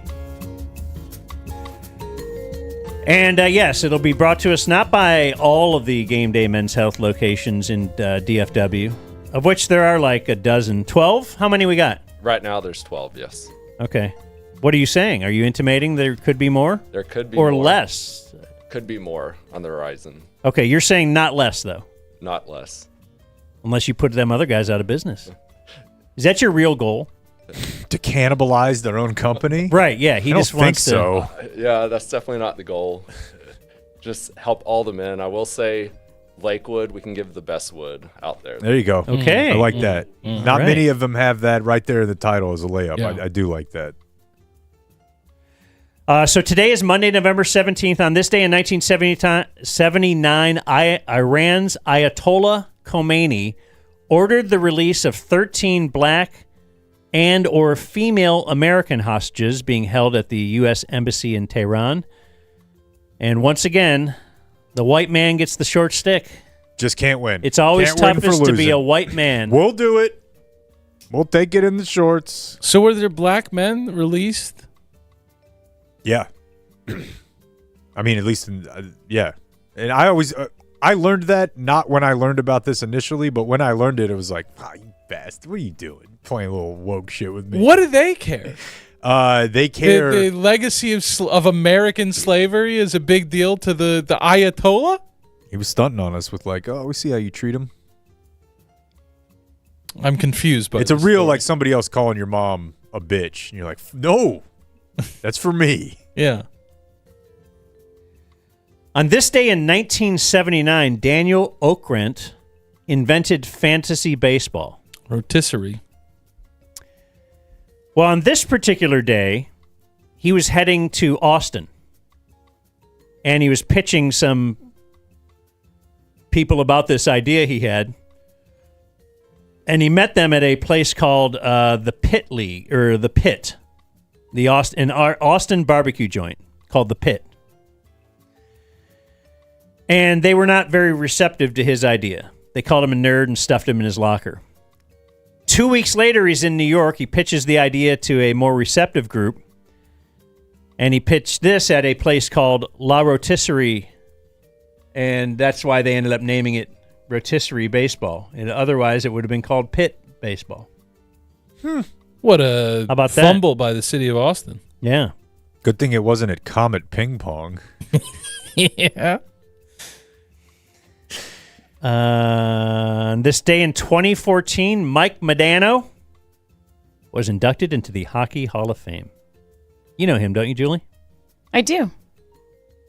Good dude. Great dude. Lots of kids these days. Oh, really? Yeah, I want to say like 5 or 6. I just saw a video of one of them skating all around. Are you counting his wife? Whoa, that's the... There he is. She is younger. Is he like 20 years older? And I think, didn't he like met her once when she was 8 or something, right? I don't know anything about that. Nice. Like, I don't think it's a lot of time spent together, but like in the same room briefly. Maybe. Yeah, her dad is. Yeah, because her He's a uncle's famous played in the NHL, broadcaster. right? Yeah, I forget who her dad is, but he's a famous like broadcaster on NBC. So maybe Mike had his eye on her. I don't know. That's not what I'm saying. I'm just saying briefly in the She's same room. lovely. Damn. Great looking dude. Like, I think he's the first autograph I ever got. he's one of them dudes to hate, kind of, if you don't know him. He's Yeah. just perfect. Everything about him. Yeah. But A he's hot pro athlete. such a nice guy, though. Like, along with Dirk, we had a really unbelievable, like, little situation there, I don't right? know. I don't know how interesting this is to people, but like, I played 1 year of hockey as a kid, ice hockey at Las Colinas, and which was like 2 hours away in my world. Mm-hmm. But the idea that you could go to hockey on Saturday or Sunday and see Mike Modano leaving in his like convertible or whatever, and he was just there. Mm-hmm. It was so crazy. Like, I mean, that's like, There's only so many sheets of ice in town. and that was the thing. There was 2 of them there, but it'd be like, there's Mike Modano. Mike Modano wants to 24-year-old skate. Mike Modano Yeah. just kind of Treated very poorly on his way out the door. Should never have had to put on a different uniform. No doubt. Should have just been able to retire on his terms, kind of like Dirk. You know? Yeah. Hey, you're going to be on the 4th line, but you're Mike Modano. I agree. I never understand those moves, but I'm not, I guess, crunching numbers like owners of teams are. Was it Neuendijk? Was it GM at that time? Which seems very weird. I think so. Yeah. Do you like? Are you trying to go out of your way to not show favoritism? I don't know. yeah. Yeah. I know what you mean. Like Trey Aikman calling the Cowboys games. Yeah. Or if you're the coach of your kids' Being team, so hard on them you just to try make a not- point. Yeah. Go harder on your kid. I'm sure that's why my dad didn't bat me lead off. Hey, we gotta give other kids a chance here. Right. Didn't you famously never get a hit in Little League? Not one. Oh man, how long did you play before you gave up? A good 6 years. Aw. Damn. That's amazing. Were you at least catching some balls in the outfield or And something? How do you Not not really. have PTS? Like, you still love baseball. I like watching it. You don't see me going out and playing for fun. Okay. I'm not like Jake, training. I don't want to train. I had a good day last week. Nice. When you asked me to make sure I got drafted, or you got drafted in the great game, you never really told me that note. I didn't. I'm trying to be persuasive. Yeah, why would trying he? to build a case? But I did pitch you as a room guy. Thank you. Yeah, I appreciate it. No, the 1 year I got to do it, and then the next, and like just I think the cat saw that it made me happy, and he's like, we got to do something about that. Yep. So the next year there was a draft with a roster limit that was gonna make it so like one person was excluded, and I felt like that was targeted at me. Hell yeah. At least you forgot about it. That's right. That's right. And on this day in 2015, Jeff Bannister won the American League Manager of the Year award. So happy for Alex. Me too. Other birthdays today, Rope Hintz is 29. Mitch Williams, he's a former Ranger, He is 61. Hot Rod or something. He was a wild man. Probably a Wild Thing. Wild Thing. There you go. Yeah. After the Charlie Sheen character, but he's the one also that gave up the Joe Carter Game 7 home run. Phillies versus Blue Jays. Ryan Griffin is 36. Jake. Which one? That one? I guess, right? You would know. The Italian Football League MVP. That's right. In 2023. I didn't know that That's until a funny this morning. story. I think his brother, so Griff is a Tulane quarterback that took over after my brother, and then he went on and had a long NFL career as a backup, third-string guy with the Saints and Drew Brees, with the Bucks and Tom Brady. And he got like a 10-year career out of the deal. And then he was coaching for the last couple of years. But before he retired, his brother, I think his younger brother, was playing football in Italy. And he was like, dude, you should just come over here for a year. And he's like, fuck it, all right. He went over and just destroyed everybody because he was still like a... We had him on. Yeah. Was it the Super Bowl game stream? Yeah. I think so. Yeah. We had him on a game stream, and he was like in Italy. Yeah, he just went over He's there. like, yeah, I just decided to come over for a year. We haven't played yet. It was like preseason, and he ended up being MVP of the league. Yeah, I think they lost in the playoffs, but in the regular season, I would keep up with it. He was just killing people. Everyone, it seemed fun. Everyone with any athletic talent should do that. Whenever I did a semester in Italy, and there was a guy who'd played at the University of Dallas basketball team, which is D3, and was good enough there that he was a like Italian pro league, like third division player, and it just looked like the best life on earth. You don't just have kids? live in Italy and you play basketball. You're famous in that small town. I don't even know that that's true, but I'm sure if he's doing good, he's notable enough. You're right. Exhaust all options. And just if you're Ryan Griffin, like tearing it up, the level of competition does not matter. Tearing it up feels good. Yeah. Minka Fitzpatrick is 29. Reggie Wayne, 47. Man, I loved him. Absolutely. Ryan Braun, 42. Steroids? Yeah. Or he claimed it was man. Supplement or something that you didn't know. Where am I? Martin Scorsese is 83. Martine. Happy birthday. Stephen Root, 74. The great Stephen Root. Obviously most well known for Office Space, but he is excellent in Boardwalk Empire. And Dodgeball, of course. Mm-hmm. Mm-hmm. News Radio. News Radio. Oh, Brother, Where Art Thou? Mm-hmm. Kind of Lorne Michaels, 81. 81. Is he stepping down? I thought he was going to be stepping down last year because it was the 50th. There's been no announcement. We're going to hand it over to Tina Fey. They did a joke about Tina Fey in the Open Saturday. But do you think there's any way that you could do that at 81? I'll be so dead by 81. I don't know that I could do it now. Yeah. That's why Sam is here. Does he still live that schedule, though? Like, no way. The all-nighter on Wednesdays? I don't think it was necessarily him staying all night. No, but if you guys read that book, he definitely lived a like nocturnal life. For Yeah. I don't know when that quit, but it never seemed normal. Yeah. Tina Fey, a likely candidate when he does step away or die. Yeah, so is Seth Meyers, and I really wouldn't want to see that. For some reason, just let Nick Mullen do it. I am very anti-Seth Meyers. Did you see? As anti-Tina Fey. There was wow. a clip circulating of Zach Robinson of I Think You Should Leave fame. He was on Seth Meyers' show, and they were talking about when Seth Meyers was head writer and Zach Robinson was a writer. And Zach was talking about pitches that he wish had gotten on, and Seth was explaining why they don't. And Seth seemed terrible. Seth was just like, history has proven him wrong because I Think You Should Leave is a giant success, and it just didn't feel like. I'm sure he's happy that I Think You Should Leave is doing well, but I don't think he's gotten it yet. I'm with Dan. I agree with you, Dan. Yeah, he sucks. He's smarmy. Rachel McAdams is 47. She's hot. Yeah, for sure. True Detective. Best Jinx. movie ever.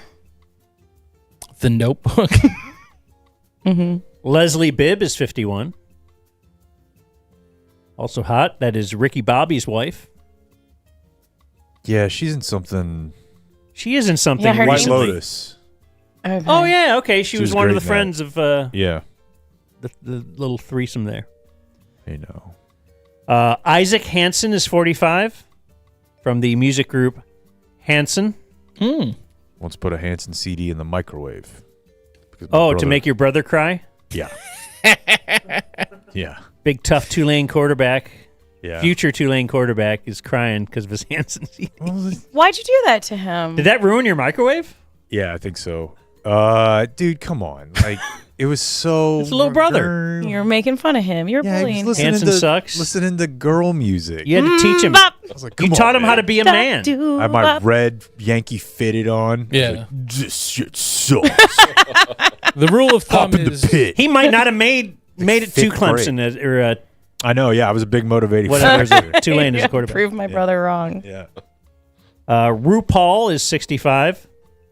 Don't get it. Yeah, my daughters love that show. What is Drag Race? So when they come into town, when my older daughter comes into town for Christmas or whatever, we'll just be watching that every day. Okay. It's probably entertaining. That and Love Island. God. She's seen every season of Love Island, the British version or whatever, and there's been like 20 of them or something? way more than that, I think. That's crazy. Is she like Tony? It's college, man. She can tell you what happened to all of them. She's not exactly like Tony, but she's pretty good.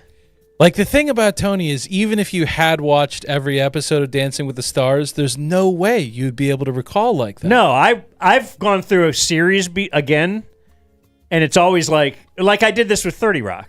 Sorry, I know you hate women that are funny. I don't hate them because they don't exist. But watching it the second time through was so CD great because it was burner. like I had never seen it at all. Still lives. Yeah. Couple things I remember, but not much. Yeah. Tony's not obsessed. Tony is a savant. It's amazing. It's truly amazing. And our Dumb Zone birthday of the day, Danny DeVito, 81. Wonderful. What a career. Still going. Like I saw him doing a commercial this week for something. Like, oh, dude, why? He's all the time Jersey Mike's. Jersey Mike's. But what if you're 81, you've got a huge pile of money, your grandchildren are fine, everybody's fine, do you still do commercials? Or do you do it just to actually keep busy and you don't want to go hiking in the Blood Mountain? Probably that. And it probably takes him a day to shoot those, and then he gets $10 million. Yeah. Look, I'm not. One more grandkid set for life. I think the better way to do it is to live healthy and go to Game Day Men's Health. Yeah. But Danny DeVito making it to 81.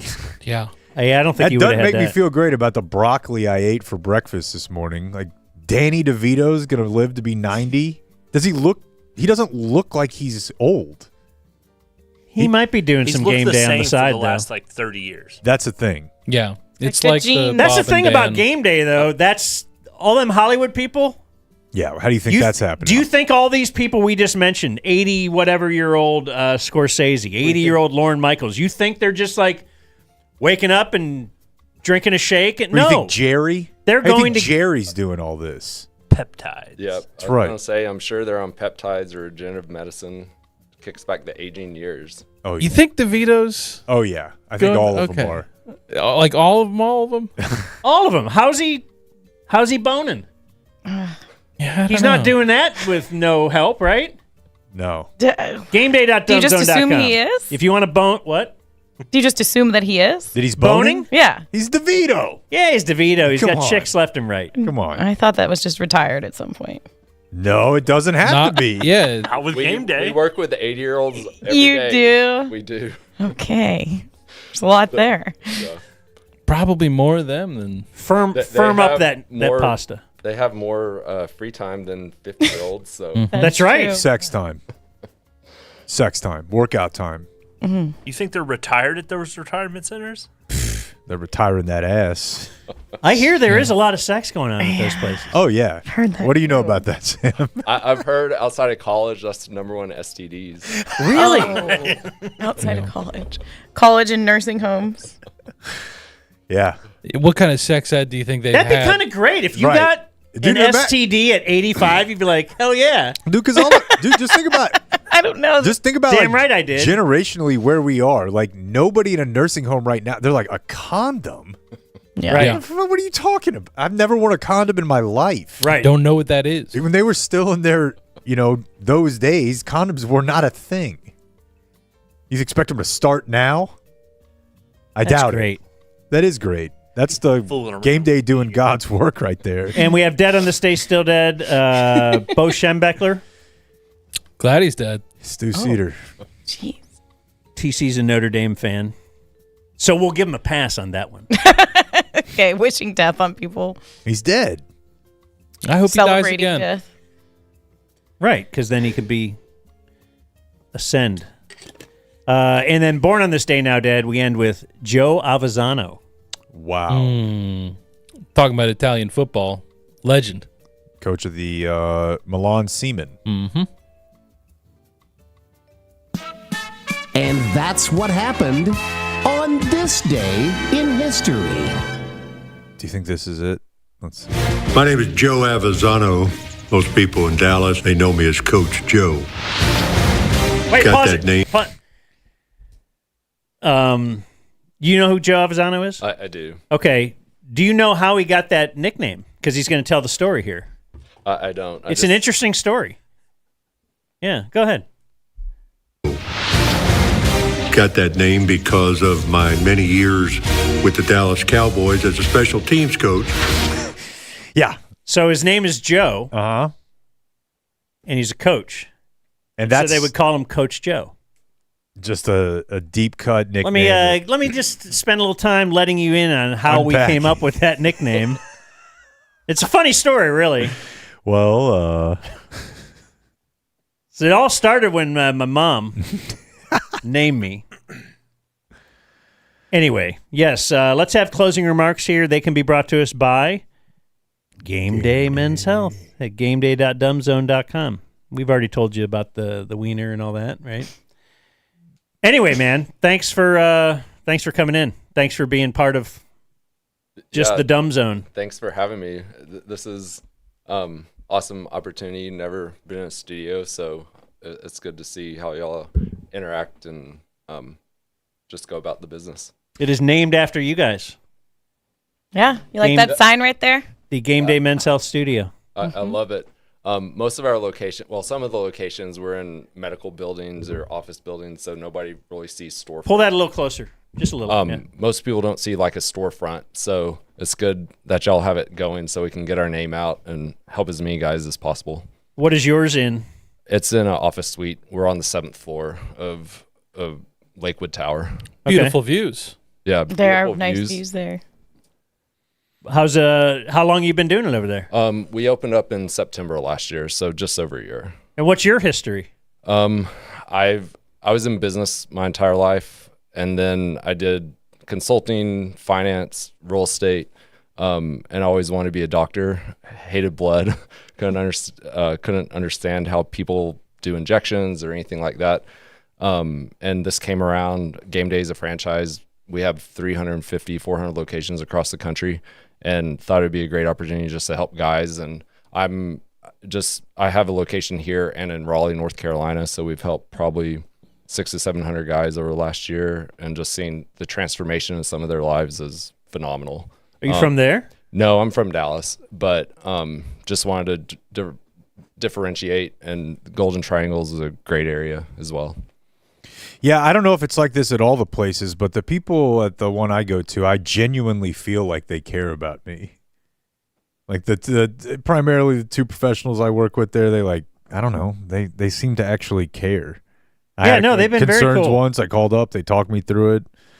It's great. I actually believe in them. So you can go there and just get, like, if you're just curious about your testosterone, you go there, you can get a free reading, and then you don't even have to ever give you guys money or anything, right? Seriously, I mean, just kind of see where you land. Yeah, it's a concierge business, and as Jake was saying, we want clinicians and all of our staff to care deeply for the patients, because if the patients come, it's their choice. We don't take insurance because we think we can take a lot better care of the patient than if we had to go through insurance.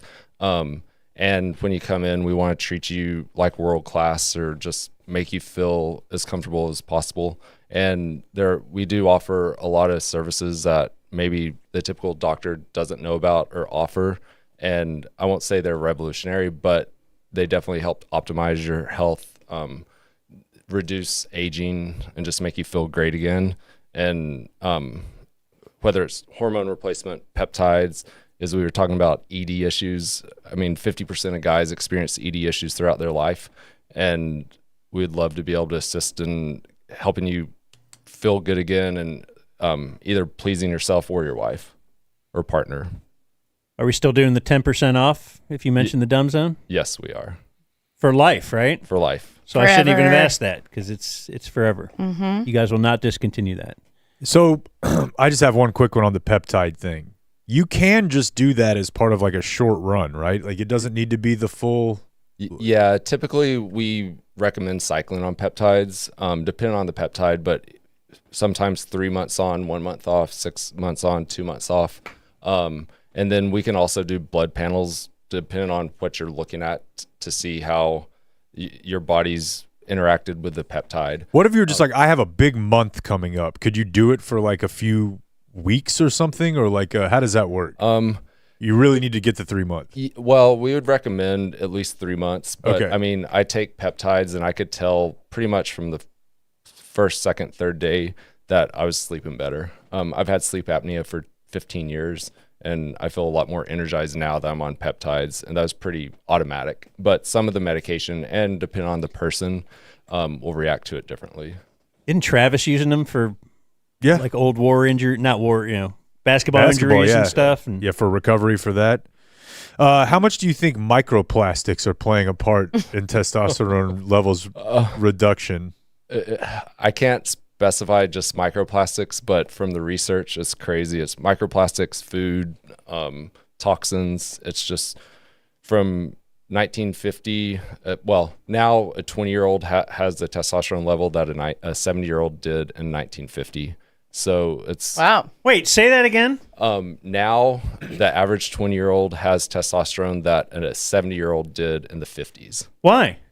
Because of everything we were just talking about. Plastics and Toxins, whatnot. plastics, sedentary food. lifestyle, bad food. So it's not my fault. God, we're not going to have to worry about it because of the robots. Yeah, the data centers. But yeah, like TC and I read this article or talked about something 12 years ago about like, these microplastics are shrinking your taint. Yeah.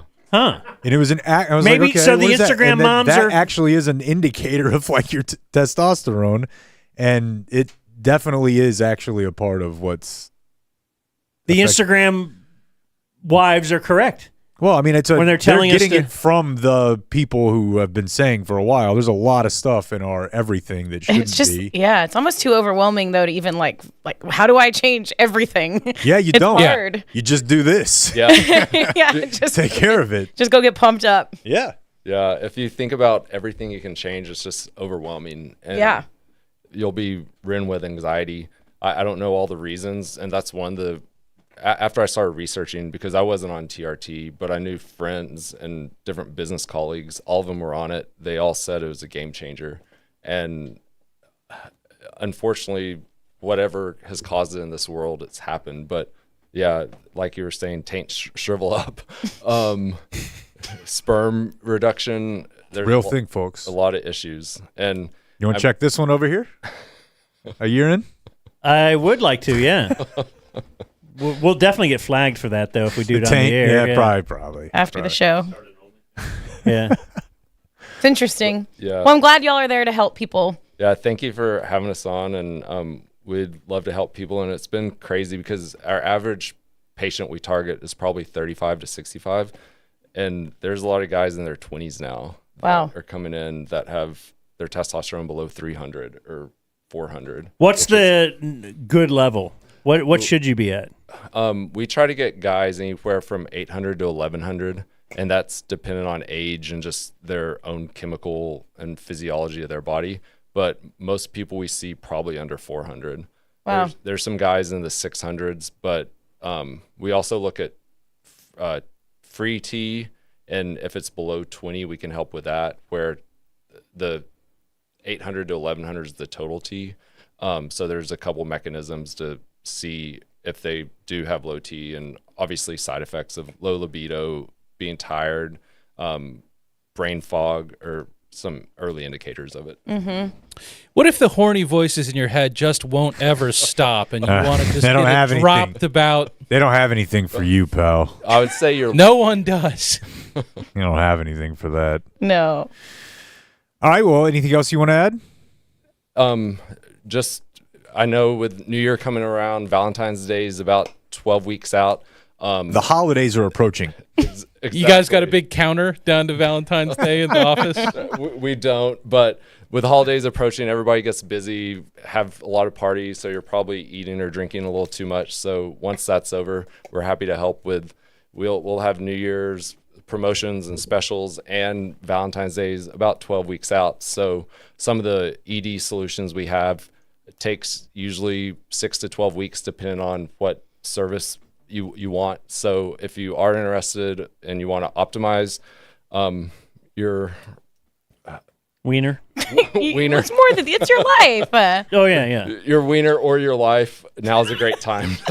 Now's a great time. And I think wives could gift their husbands a gift card or a trip to. It's kind of like the husband giving the wife a treadmill. Well, that would infer that's kind of negative then, right? No, it's like, hey, this has been a problem. Here, I'm going to help you do something. No, this is about another this. where men don't get the same grace that women get. If we gave you a treadmill, that would be viewed as very offensive. Where if you gave us this, you'd be like, "Oh, cool, she wants to F." Let's. This is. You know what I mean? Yeah. There's no winning. So it's not fair. Once again, Julia is right though. We actually Thank have you. quite a few women that are the ones pushing the guys. Yeah. And Well, sometimes it's hard for them to admit to themselves, maybe, it right? is. And so. And guys aren't used to being vulnerable, and Yeah. it's a vulnerable situation in some regards if they aren't used to talking. So the wife or partner gives that push that they might need. Right. Just like, hey, could you go pick up groceries and go by Game Day Men's Health? I'll see you at 4. That's what the wives are doing. I think it's a great idea. well, go see Sam Bates at Game Day Men's Health in Lakewood. He's saying today only, Lakewood is the premier location. Right? That's right. You'd rather people stop by Lakewood today while you're gameday.dumbzone.com. And good times. Thanks, Sam. Yeah, thank you for having me on.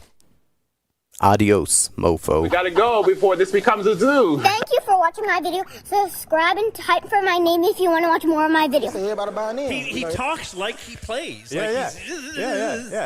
I just say everybody buying in. Everybody buying in. Everybody loving what Shahama doing. You're right. And I just feel like, man, we're gonna roll with it. Everybody gonna take the punches and deal with it. And I feel like, we doing good. What Shada doing. It's great. Everybody excited. Everybody want to be here. He did say Shotty the second time, slipped a little Shotty but I in there. haven't heard anyone say Schottenheimer, and he did. Dude, Jameson's got to get a song. Everybody buying in. Everybody buying in. Everybody buying in. I just think everybody buying in. Everybody buying in. Everybody loving what Shahama doing. Everybody buying in. Everybody buying in. Everybody loving what Shahama. I just think everybody buying in. Everybody buying in. Everybody loving what Shahama. I just think everybody buying in. Everybody buying in. Everybody loving what Shahama. I just think everybody buying in. Everybody buying in. Everybody loving what Shahama. I just think everybody buying in. Everybody buying in. Everybody loving what Shahama. I just think everybody buying in. Everybody buying in. Everybody loving what Shahama. I just think everybody buying in. Everybody buying in. Everybody loving what Shahama. I just think everybody buying in. Everybody buying in. Everybody loving what Shahama. I just think everybody buying in. Everybody buying in. Everybody loving what Shahama. We're gonna roll with it. I'm gonna take the punches and roll with it. And I feel like we're doing good. What Shahada doing. Everybody excited. Everybody excited. We're gonna roll with it. I'm gonna take the punches and roll with it. And I feel like we're doing good. What Shahada doing. Everybody excited. Everybody excited. I just think